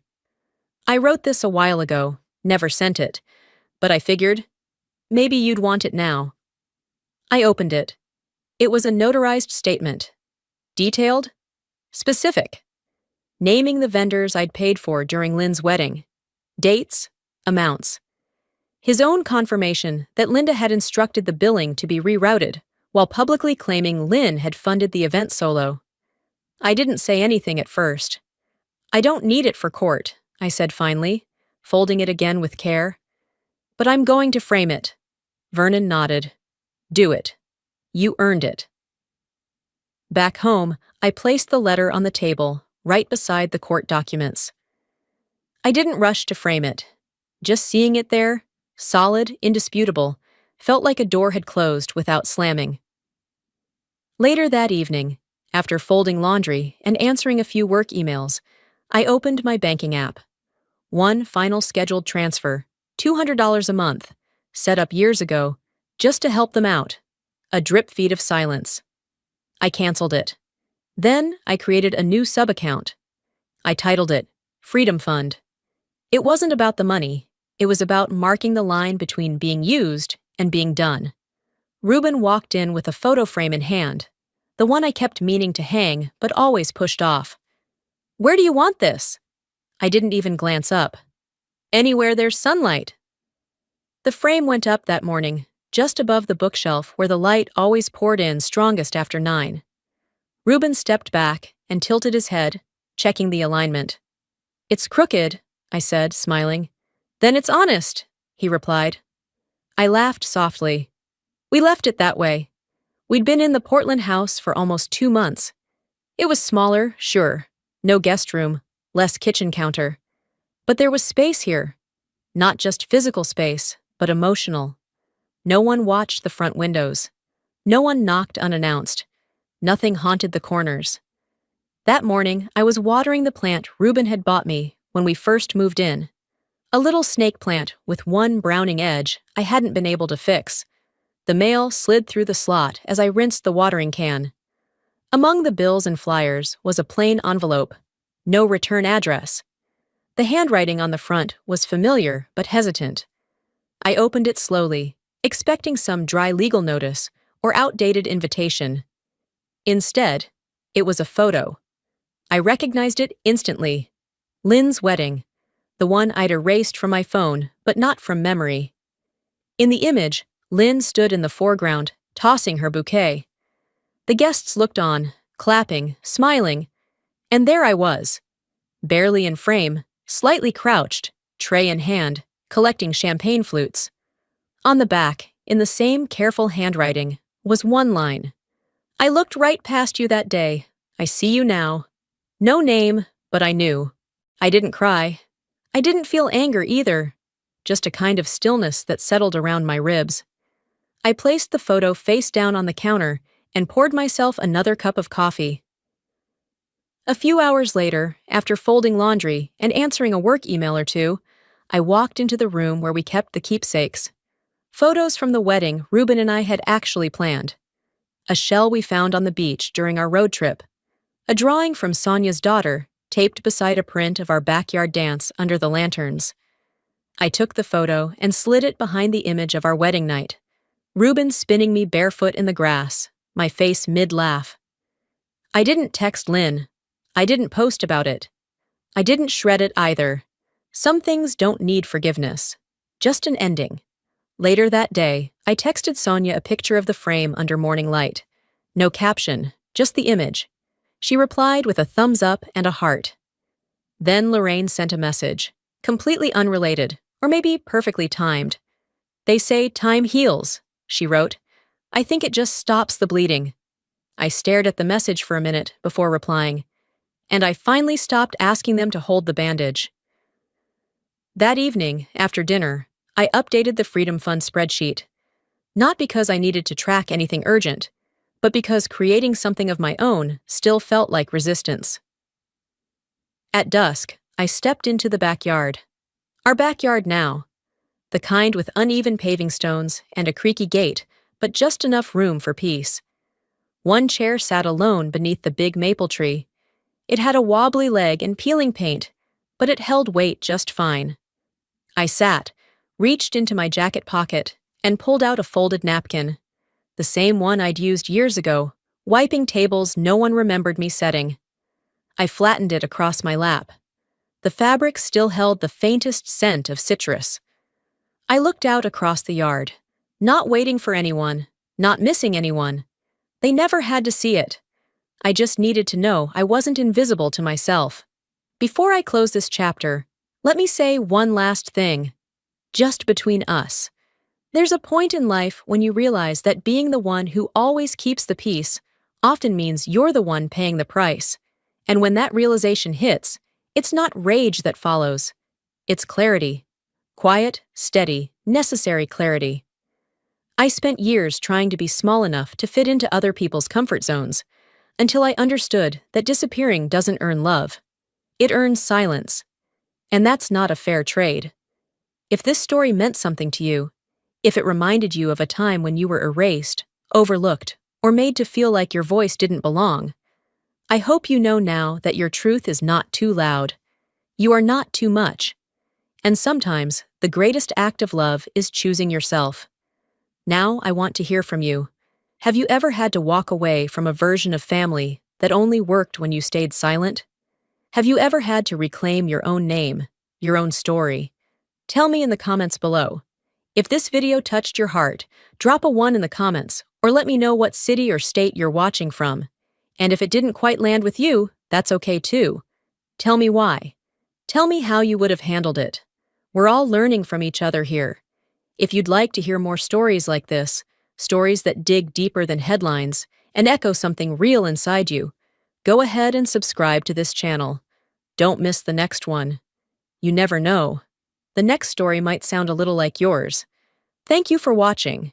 And if no one has told you lately, you deserve to be heard. Hi, I'm Venus. Last Christmas, my mom texted me, "Christmas isn't for moochers. No call, no invite. Just that." So I stayed home, ate alone, told myself maybe they just needed space. But the next morning, I woke up to 63 missed calls. Turns out, the family had a full party.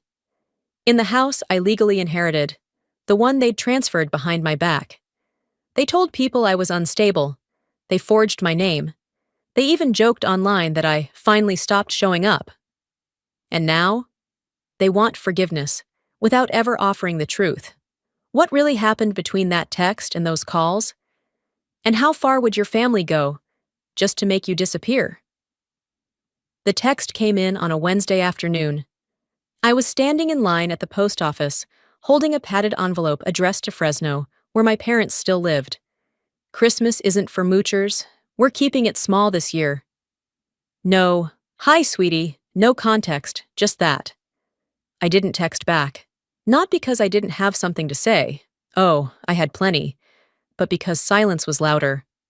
I stared at the message long enough for my fingers to go cold. It wasn't the kind of cold that made you shiver. It was the kind that sat in your ribs and said, "See? This is what you get for expecting something different." They didn't call. They didn't explain. And deep down, I knew they wouldn't. The woman behind me cleared her throat, impatient. I stepped forward, handed the envelope to the clerk, and said, "Standard mail." Inside that envelope, a Christmas card I'd already signed 2 nights before, with a $200 grocery gift card tucked inside. I'd written something like, Thank you for always making the holidays feel like home. Joke's on me, I guess. Back at my apartment, the heater kicked in as I peeled off my coat. The apartment was small, just enough room for a fold-out table and a fake tree I'd bought on clearance. I stood there, keys in one hand, trying to decide if I should cry or laugh. Instead, I just turned off the overhead light and sat in the dark for a while. That night, I didn't sleep much. Not out of sadness, but because my brain wouldn't stop untangling that message. Moocher, not daughter, not family. I guess when you stop giving, they start labeling. 2 days later, the package came back. It was the same one I'd mailed early that week, a small box wrapped in gold foil, with a scarf I'd picked out for Mom, and a local craft beer sampler I'd thought Dad might enjoy. Nothing expensive, just thoughtful, the kind of gift you send when you're trying to keep a connection alive. A sticky note was slapped right on top of the label. You're very thoughtful, but some of us already did our part this year. No signature, but I recognized my sister's handwriting. I didn't get angry. I folded the note carefully, placed it in a drawer next to my old tax forms, and made myself tea. Some people lash out when they're hurt. Me? I catalog things. The truth is, this wasn't new. There was the year I paid their overdue property taxes, and Mom posted on Facebook about how Jolene stepped up for the family again. The time Dad asked me to wire $1,800, just until payday, and I did it without question, then found out they used it to cater Jolene's promotion party. Even last year, when they handed out family roles for the Christmas dinner, Jolene was host, Greg was carver, and I was kitchen helper. I scrubbed the dishes while they toasted over champagne. I remember standing there with prune fingers, listening to them laugh about how Madeline always plays the quiet part. They were right, I did. But this year, I wasn't playing it anymore. I didn't respond to the returned box. I didn't send another message. I opened my delivery app, ordered groceries for one, and picked out a pine-scented candle I'd seen in the holiday feel section. The candle was stupidly overpriced, but something about the smell reminded me of the only Christmas I remembered feeling safe. When Grandpa was still alive, and nobody was competing for affection or power. When the groceries arrived, I unpacked slowly.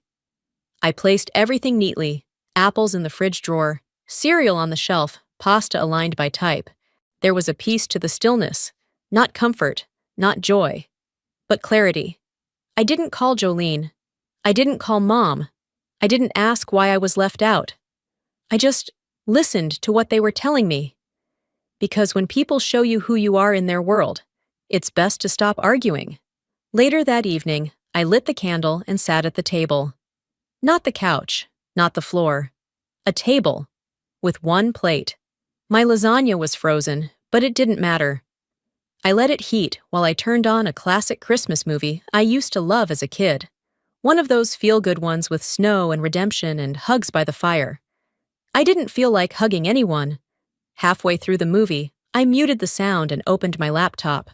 I stared at the home screen for a while, the blinking cursor like a dare. Then I clicked on a folder I hadn't opened in nearly 3 years. It was titled Evidence.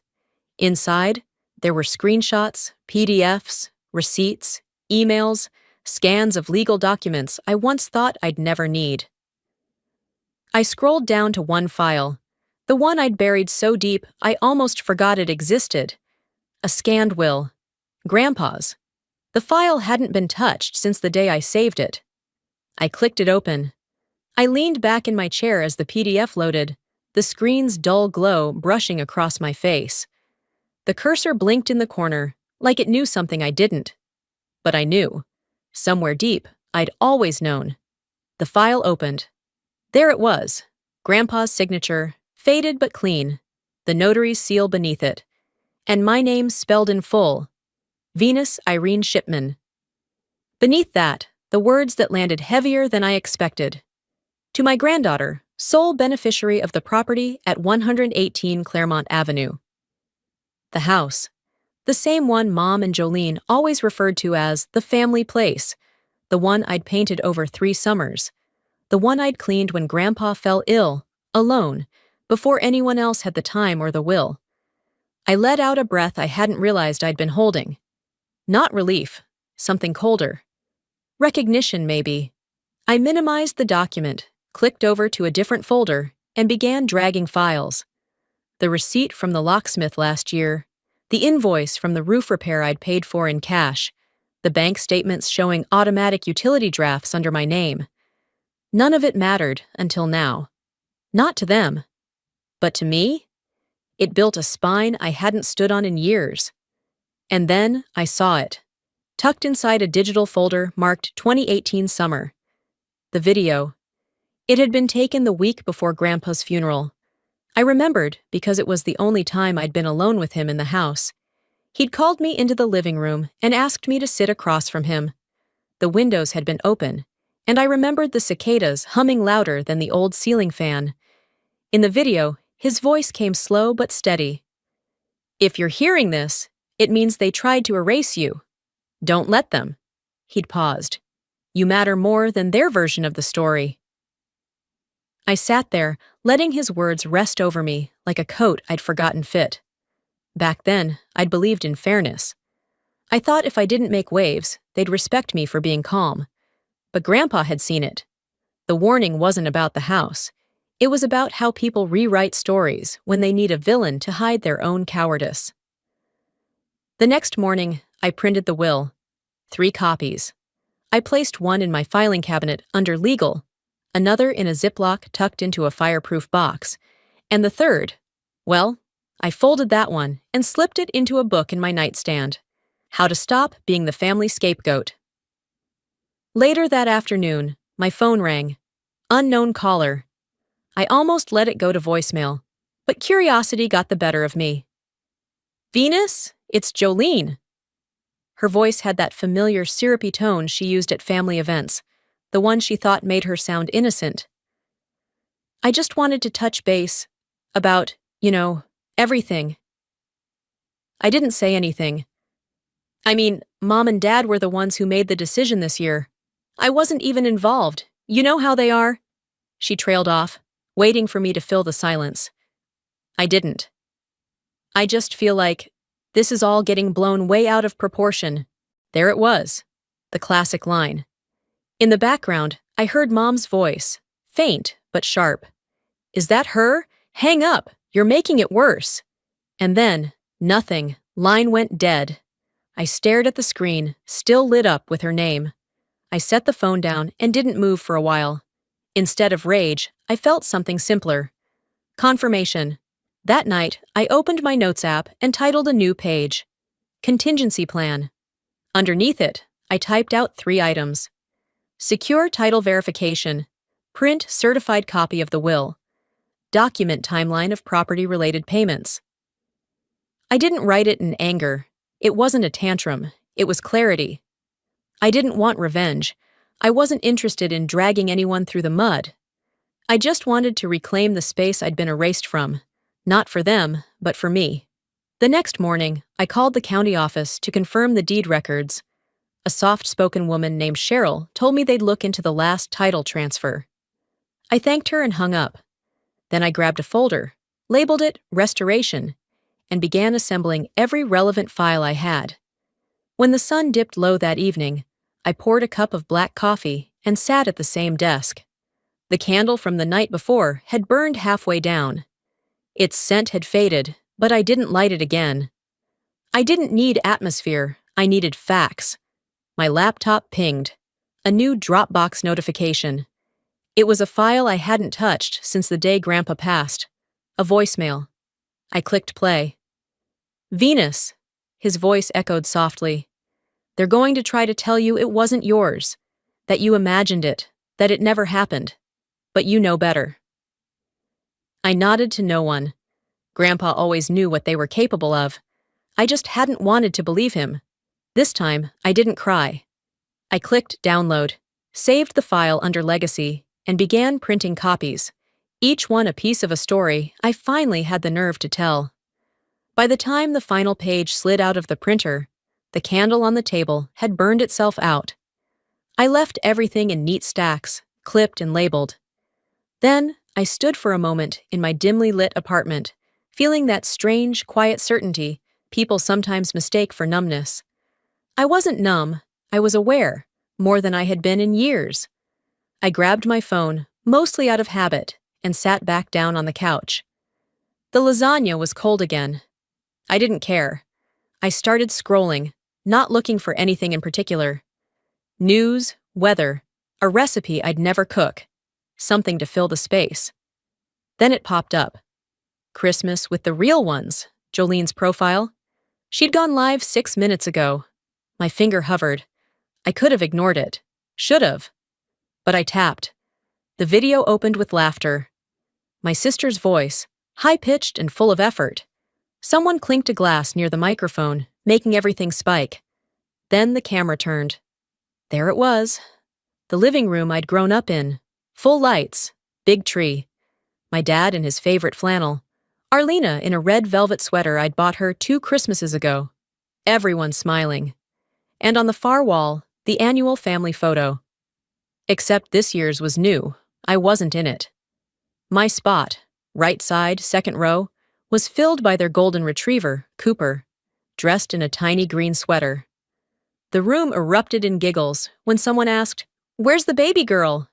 Jolene chimed in from off-camera. "She's on sabbatical from the family, long overdue." Then she turned the camera on herself and winked. "Self-care season, right?" My hands didn't shake. I didn't gasp. I just watched, quiet, alert, as if studying a wildlife documentary about strangers who used to wear my last name. I took a screenshot, saved it to my desktop, renamed it Erasure. Scrolling through the comments, someone asked, "Is Venus coming later?" Jolene replied with a shrug emoji. No lies, no denials, just absence. And it hit me. Not only had I been cut out, I'd been replaced. Neatly. Like a broken hinge swapped out for a newer part. Nothing dramatic, just gone. I set my phone down and stood, walked to the fridge, opened it, stared for a while, then shut it. No appetite, just pressure behind my ribs. Then another buzz. A text from someone I hadn't heard from in months. Amy Chang. We used to serve together on a church outreach committee, back before the whole dynamic turned toxic. "Hey, I saw something today. Thought of you. Hope I'm wrong. Call me if you need to." Attached was a screenshot, a photo of Jolene at a leadership retreat. She stood in front of a projector screen with a title that read, "Removing Emotional Burdens. Boundaries for a Healthier Faith Family." Below that, a bullet point summary. And in one of those lines, "Be mindful of family members who consistently require financial support without providing stability or peace." I read it twice. Then a third time. There it was. Packaged, sanitized, delivered with a microphone and applause. They didn't just erase me, they reframed me. I wasn't the one who showed up with checks and quiet labor. I was the emotional burden, the one they had to survive. I pulled the zip file from Dropbox, added the screenshot to a folder titled Narrative Control. No rage, just documentation. Then I opened my document labeled Contingency Plan. I added Screenshot Leadership Seminar, Record Stream Backup, Time Code 0817, Family Photo, Tag, Comments with emojis. I paused before closing the file. "I am not a case study in dysfunction," I said aloud. The room absorbed it. No pushback, no rebuttal. The only audience was me, and that was enough. I reopened the Jolene video.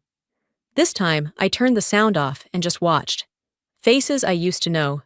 Gestures that had once included me, now seamless in their omission. Arlena raised a glass. "To those who make life lighter." Greg, Jolene's husband, followed up. "And to trimming the tree and the excess." Laughter again. Crisp, synchronized. I shut the stream. The screen went black. My reflection looked back, unmoved.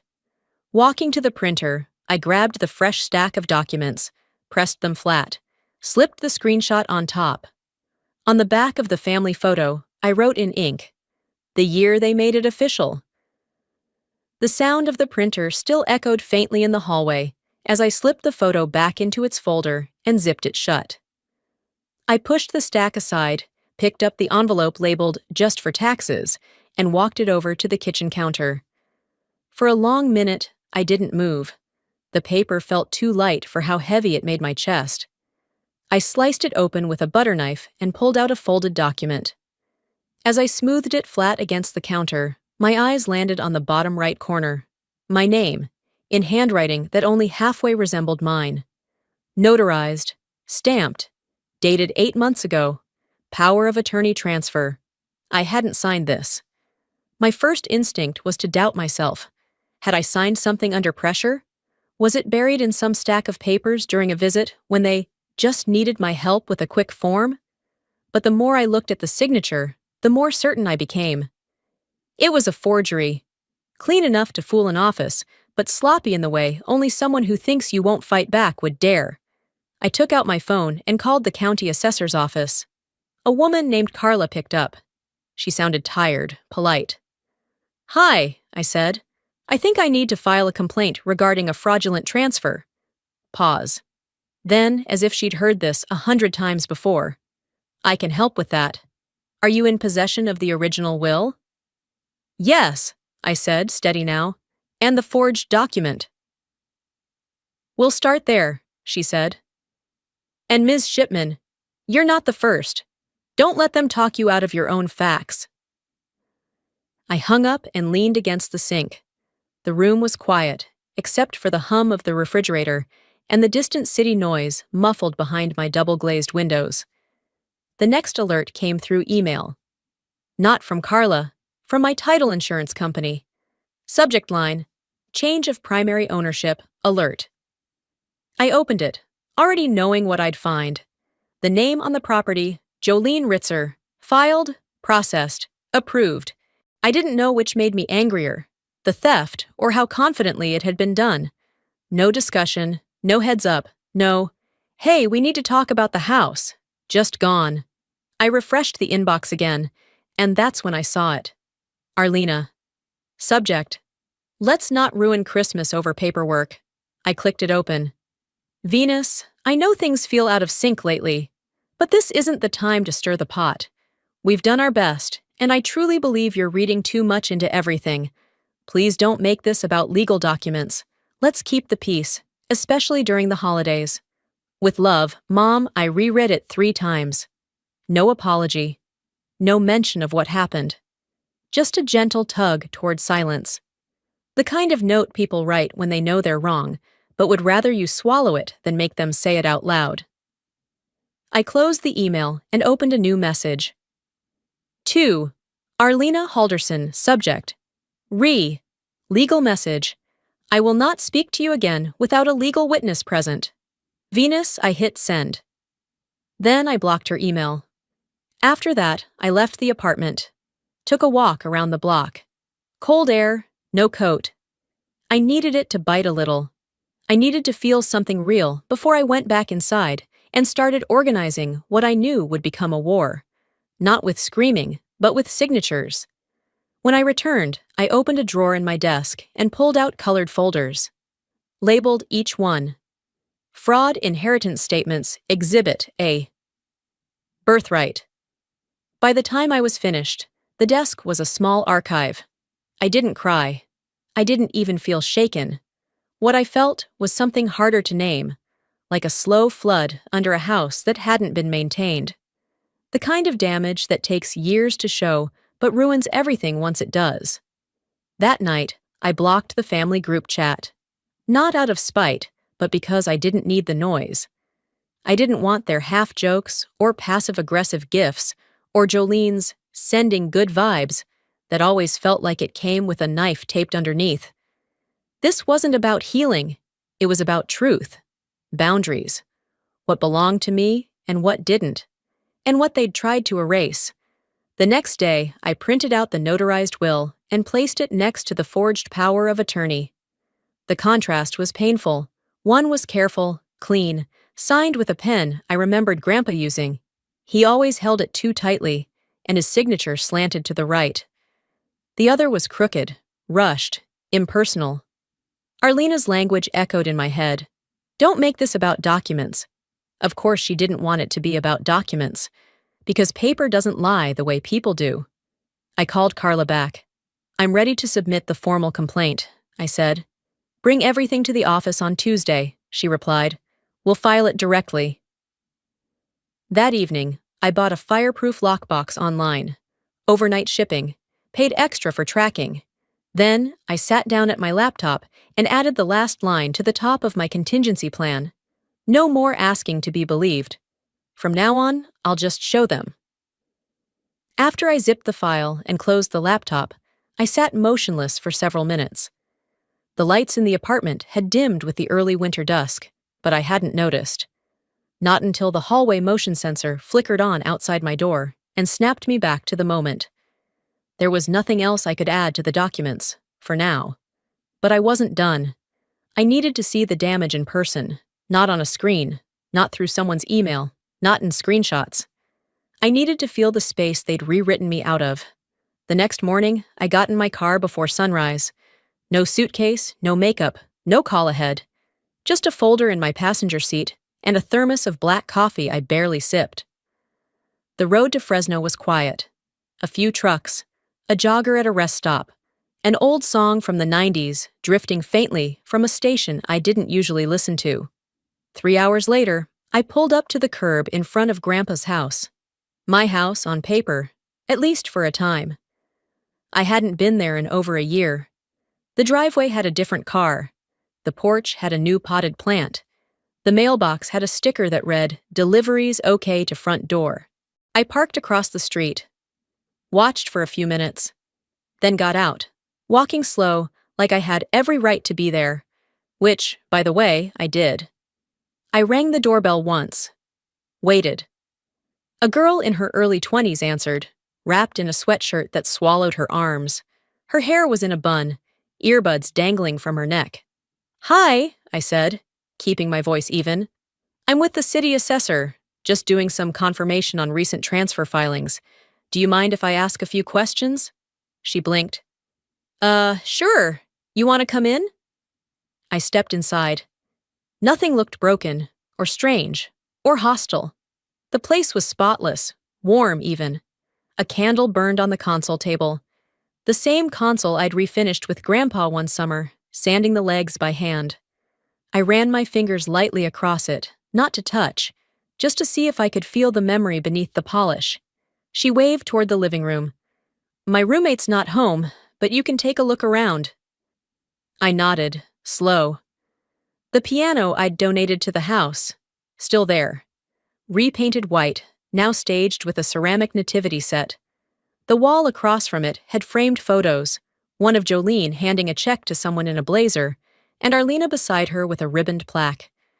A printed banner beneath it read, "Donation made possible by the Ritzer Family Legacy Fund." I didn't flinch, but my molars clenched behind the smile I gave her. "Nice place," I said. She nodded. "Yeah, I think the owner's sister helped renovate it. She said the rest of the family doesn't come around anymore. Some weird drama, I guess." Of course she did. I thanked her and stepped outside. Back in the car, I didn't start the engine right away. I pulled the visor mirror down and just stared at myself. I didn't look furious. I looked finished. Back in Sacramento that evening, I sat at my kitchen table and opened the manila envelope Jolene had handed me earlier that year. "For tax season," she'd said. "Just keep it on hand in case you need it." I hadn't opened it, until now. Inside was a USB drive. Plain, no label. I plugged it into my laptop. One file. A scanned document titled Temporary Financial Authorization. I opened it. It was another power of attorney form. Different date, different formatting, same forged signature at the bottom, mine. This one wasn't even close. The spacing was off, the pen pressure inconsistent. A signature done by someone copying from memory, not reference. Sloppy, lazy, confident that I wouldn't check, that I wouldn't fight. I opened a separate window with my mortgage application from 2 years ago. Same name, different signature, clearly. Not just betrayal, not even just theft. This was identity fraud. Before I could decide what to do with it, my phone rang. I almost didn't answer, but I recognized the name. Evan, my ex. The one I dated through my late 20s. He worked in banking then, still did now. "Hey," I said, cautious. "Venus, long time. I didn't mean to catch you off guard," he said. "But I thought you should know. Your credit file's been accessed 6 times in the past 3 months." My spine straightened. 6? "Yeah," he confirmed. 3 were soft pulls, monitoring, but the other 3 were under what's labeled family guarantee purposes. That's internal language. It usually shows up when someone's co-signing or trying to leverage your file for a pending approval. My stomach turned. "I haven't co-signed anything," I said. "I figured. That's why I called. You might want to start locking down some things." I closed my eyes. "Thanks, Evan." He hesitated. "Do you need help? I've got a legal contact if you want someone to walk you through a cease and desist." "I already started, but I'll take the contact, just in case." We exchanged info. Hung up. I stared at the USB for a moment longer, then unplugged it and added it to the fraud folder I'd started the week before. Before bed, I opened my contingency plan and typed a new line. Prep cease and desist letter. Initiate credit freeze. Then, with a small sense of satisfaction, I renamed the digital folder where I was storing every scan, screenshot, and signed betrayal. Jolene Volin I clicked save. Not out of pettiness, out of preparation. I renamed the folder, Lineage Interruption, Defense Phase, and watched the cursor blink for a second before I closed the laptop. There was no part of me that felt satisfaction. Not yet. That would come later, if it ever did. Right now, it was just execution. Steps, documentation, forward motion. It was Friday evening when the email arrived. The subject line read, "Urgent, family meeting this weekend, attendance mandatory." I didn't bother replying. I clicked the attachment instead. A PDF, 6 bullet points long, 1 line bolded in red.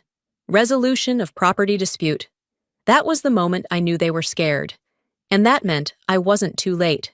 The meeting was scheduled for Sunday morning, downtown Fresno, at a small law office that Arlena had probably chosen to make it look professional, balanced, neutral. I drove down Saturday evening, checked into a modest hotel, and slept with 1 foot mentally out the door. By 9 a.m., I was in the building's lobby, hair tied back, blazer pressed, files zipped into a leather briefcase I'd bought the night before. I walked in 5 minutes late, on purpose. They were already seated. Jolene in a navy blouse and stiff posture, Arlena with a mug of something that probably wasn't her usual tea, and Greg beside them both, trying to look supportive but not stupid. A printed agenda sat at every chair. One section caught my eye right away. Request for voluntary release of claim, Venus Irene Shipman. They didn't even bother to disguise it. I pulled out the chair, sat down slowly, and slid the packet aside without opening it. Then I looked at them and said, "My lawyer's on the way. You can wait, or not." Jolene opened her mouth, closed it. Greg fidgeted. Arlena finally spoke. "We thought this would be less confrontational." I smiled tightly. "Did you?" They said nothing after that. After 5 long minutes of silence, I stood up, gathered my things, and left. I wasn't giving them a performance. I was giving them paperwork.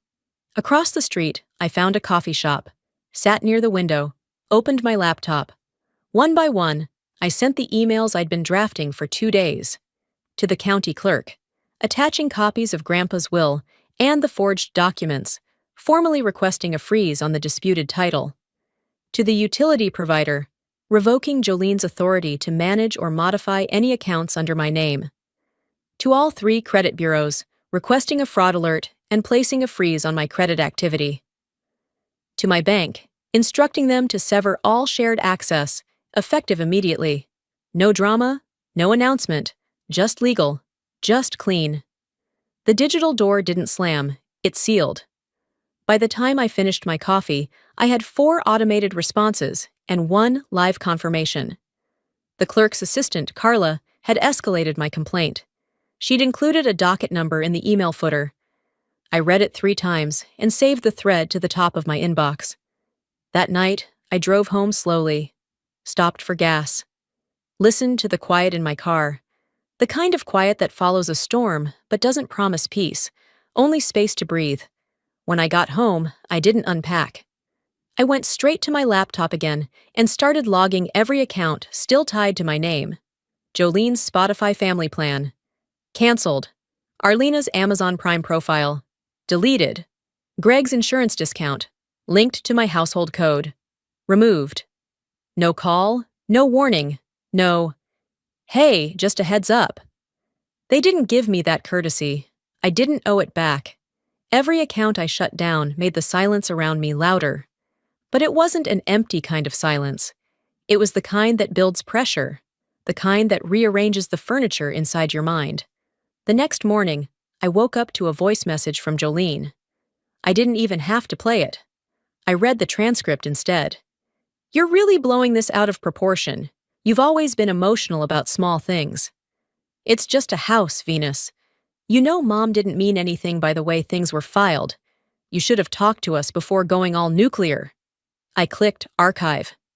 Then I replied to Carla with the notarized will and the updated signature comparison file. Attached everything cleanly. Labeled the email, Phase 2 Documentation, Inheritance Retention. A few hours later, another message came in. Venmo transfer, $250. Just until next week? Mom? I stared at it. That same tired script. Guilt sandwiched between 2 acts of erasure. I didn't reject the transfer. I forwarded the notification to my fraud folder. Then, I opened my financial tracker. Added a note. January 8th. Unauthorized request for funds via social app. Logged for pattern documentation. Before closing my laptop, I renamed the folder I'd created for everything since this began. It had started as Evidence, then Contingency Plan, then Jolene Vol I. Now? Lineage Interruption, Defense Phase. I leaned back and looked out the window. Rain had started. Not a downpour, just steady, unrelenting drizzle. I didn't know what they were doing on their end. Calling lawyers, texting cousins, spinning their version. But I knew one thing. They'd hear my side, whether or not I ever opened my mouth. I had just renamed the folder and closed my laptop when the alert popped up on my screen. An email from the county clerk's office. The subject line was short, matter of fact.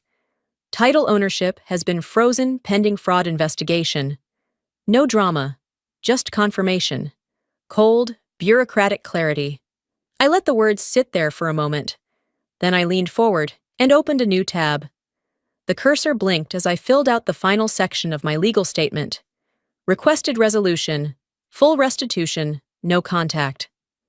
I clicked Submit.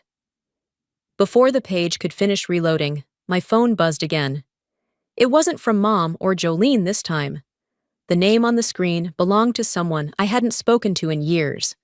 A local reporter I used to know through community work, back when I still believed that helping behind the scenes mattered more than having your name on the banner. I ignored the call, but it didn't matter. A follow-up email arrived almost immediately. Subject: Ritzer Family Foundation. Verification request. Hi, Venus. I'd like to speak with you about recent inquiries into the Ritzer family grant trail. You're listed on several archived documents from the original land donation. Were you involved directly in the property ownership? We'd appreciate a comment. I didn't reply. I forwarded the email to my lawyer and added it to the media folder I'd created earlier that week. The folder wasn't large, yet. Then I turned back to my real task, launching the first public strike. I had spent the better part of 2 weeks collecting everything: PDFs of the will, scanned versions of the fraudulent deed, screenshots of group messages where I'd been erased, and records of credit pulls I never authorized. Now it was time to let them speak for themselves. The email I drafted was simple, clinical, and heavily structured.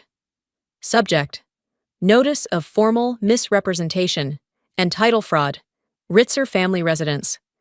Recipients, extended family, BCC. Church board members, the Community Grant Committee. A handful of regional reporters with verified inboxes. Attachments, grandfather's will, certified. Timeline of property documents and fraud indicators. Credit abuse incidents with log timestamps. Screenshots of online posts denying my involvement, despite financial records proving otherwise. No editorializing, no melodrama, just receipts. I hit send at exactly 6:03 a.m. Then I put my phone on Do Not Disturb and went back to bed. When I woke at 6:17 a.m., I already had 63 missed calls. Arlena, Jolene, Greg, even my cousin Sarah, who hadn't reached out since 2015. The voicemails ranged from performative concern to open hostility. "I can't believe you do this to your sister. She's humiliated," Arlena's message said, her tone brittle, like someone trying to cry and maintain her mascara at the same time. Jolene followed up in text form. "Why are you trying to destroy everything we've built?" As if the foundation hadn't been poured with stolen concrete. I didn't reply. I forwarded every call log, every voicemail, every text into a legal subfolder labeled Reactive Documentation, Post-Disclosure.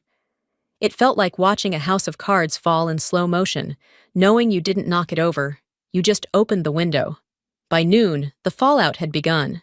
My lawyer called to confirm the county clerk's team had reopened the investigation, not just into the property transfer, but also into the claimed charitable land use that had earned Jolene and Greg tax breaks and public praise.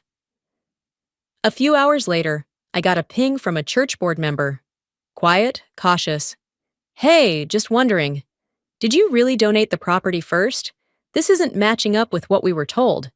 I didn't answer him either. I didn't have to. That evening, I checked Jolene's social feed. Post after post vanished, gone, deleted silently, no explanations. The family donation story, the retreat video, the photos of the Ritzer Legacy Fund gala, all wiped. Arlena responded the only way she knew how, posting a verse from Proverbs. "A soft answer turns away wrath." That one made me laugh. Out loud. Just once. Meanwhile, Greg resigned from the Community Grant Board for personal reasons. Extended family members who had hearted every Christmas photo stopped commenting altogether. I didn't post anything. I didn't need to. I went to see the house one final time the next day. I didn't get out of the car. I parked across the street and watched as a man and his teenage daughter walked in, carrying groceries. Tenants, strangers. They belonged there more than I did. But as I rolled the window halfway down, I heard someone call from the yard next door. "Hey, you the girl who used to play piano over there?" I looked over. A woman with silver hair and gardening gloves. I nodded slowly. "I was." She smiled kindly. "Your music used to float all the way over here. Haven't heard any lately." I smiled back. "I still play, just not for them." She nodded. "Their loss." As I pulled away from the curb, my phone dinged once more. Email from the county clerk. Title, ownership, frozen, pending fraud investigation. I exhaled, deep and controlled. Then I drove home. Not victorious, just lighter. When I stepped inside the apartment, the first thing I did was slide the unopened card back into the mailbox slot. Arlena's handwriting was neat, as always. Like the message it carried might hold moral weight simply by being cursive. The front said, "Family is forgiveness." She had always been good at choosing platitudes over apologies. I let the envelope rest where someone else could find it. Let it go. Let it belong to a version of me that might have once opened it, squinted past the vagueness, and searched for something redeemable. I wasn't her anymore. Instead, I kicked off my shoes, placed my coat over the back of the chair, and walked to the desk. I opened my laptop, updated the contact tag on their numbers to legal only, no response unless court-ordered. Then I shut it, poured myself a glass of water, and checked my phone. A message from Amy had come through, my old friend from church. "Venus, you need to see this." Attached was a clip from an Instagram story, one of Jolene's, or someone in her echo chamber. It was a short video, obviously meant for a curated audience, but this time, someone had failed to restrict the viewers list. I hit play. The camera panned across a dimly lit table, laughter already spilling into the audio. Someone said, "Venus really thought she'd get a seat at the table?" Followed by more laughter. Then a woman added, "She's the kind of person who brings paper plates and wants a throne." The room cackled. Jolene appeared on screen for a second, champagne in hand, lips painted like she was headed to war. She didn't say anything, just lifted the glass and shrugged. Then the video cut out. I saved it to my folder, renamed the file, Closure. I didn't flinch. I didn't rewatch it. I didn't forward it. I just let it sit. A final confirmation, not an injury. They hadn't made a mistake. They hadn't forgotten me. They had deliberately written me out and made jokes about the ink. And that, strangely, made things easier. Later that evening, I opened the audio file from Grandpa again. I hadn't listened to it since the first time. This time, I just let it play, while I sat with my back against the wall and watched the shadows lengthen across the room. His voice was calm, grounded. "If they ever decide you don't count," he said, "I want you to have the land. Not for shelter, but for freedom." There was a beat of silence, a sound of him exhaling through his nose. "You were always the clean page, Venus. The one I didn't want the world to smudge." I closed my eyes. The hum of the fridge behind me, the faint wind outside, and his voice. That was all I needed for the moment. When the recording ended, I stood up and pulled out the envelope from the fireproof box. The deed. My name still printed on it, despite all they'd done to strip it away. I knew what I had to do next. The following morning, I made an appointment with a nonprofit downtown, one that built transitional housing for girls aging out of foster care. I'd volunteered there years ago, quietly, filing forms, organizing hygiene kits, making coffee. The director, Mrs. Hopewell, greeted me at the door. She was still wearing the same oversized glasses and floral scarves I remembered. She hugged me before I could explain anything. I sat in her office with the deed across my lap, papers in hand.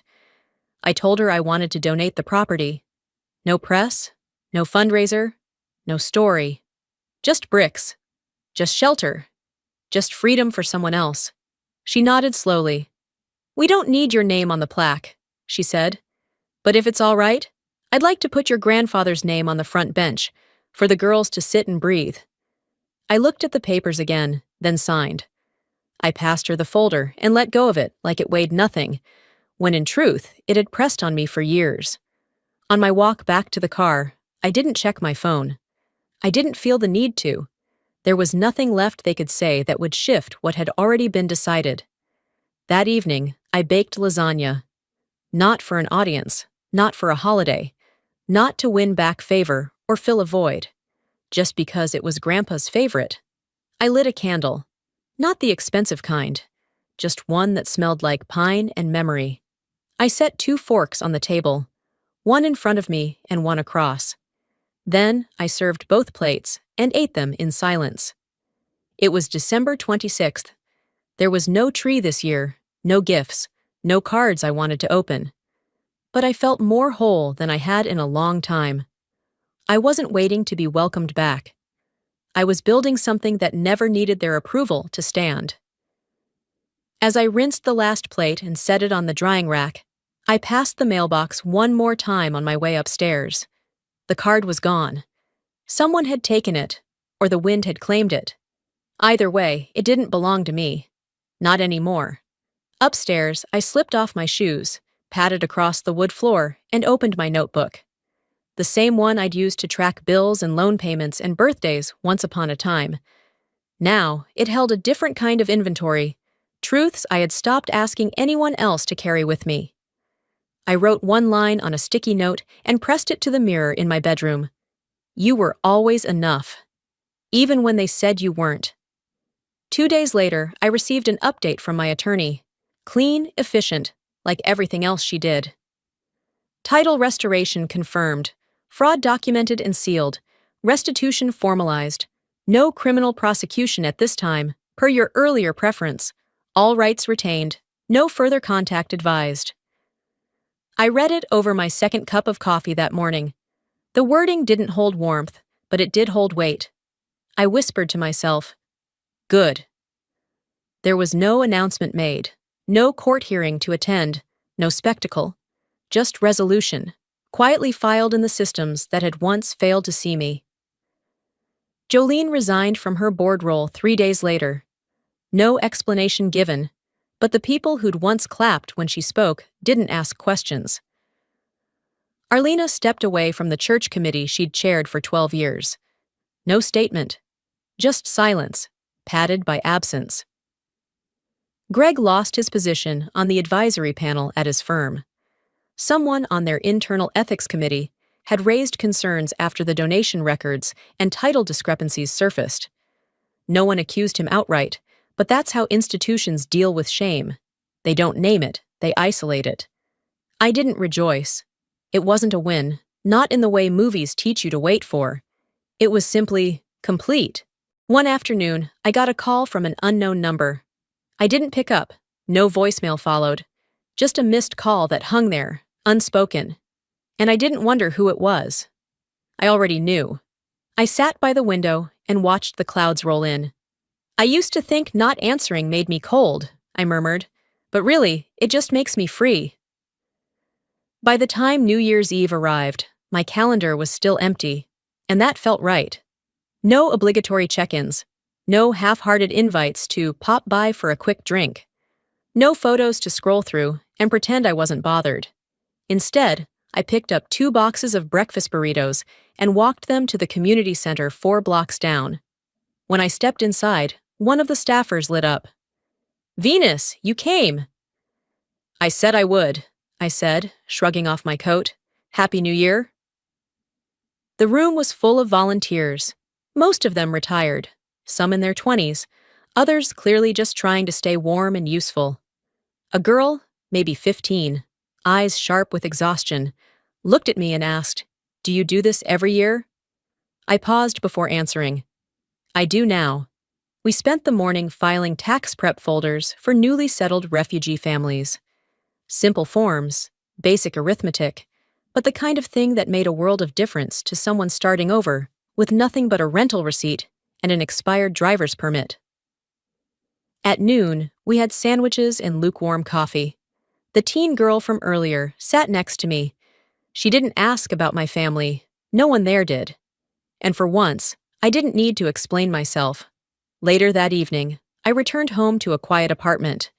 No party, no countdown. Just the hum of the radiator and the rustle of a city winding down for the year. I made a cup of mint tea, sat at the kitchen table, and flipped to a blank page in my notebook. Across the top, I wrote, "New Traditions," and underneath, January 1st. Breakfast donation, February 14th. Call no one out of guilt, March 6th. Piano lesson for self only, April 10th. Visit a place where no one knows your name. I didn't list resolutions. I listed boundaries, rituals for no one but me. And then I did one more thing. I set a single chair across from mine. No centerpiece, no wine glass, no need for a plate this time. I just sat with myself, not because I had to, because I chose to. The silence didn't ache anymore.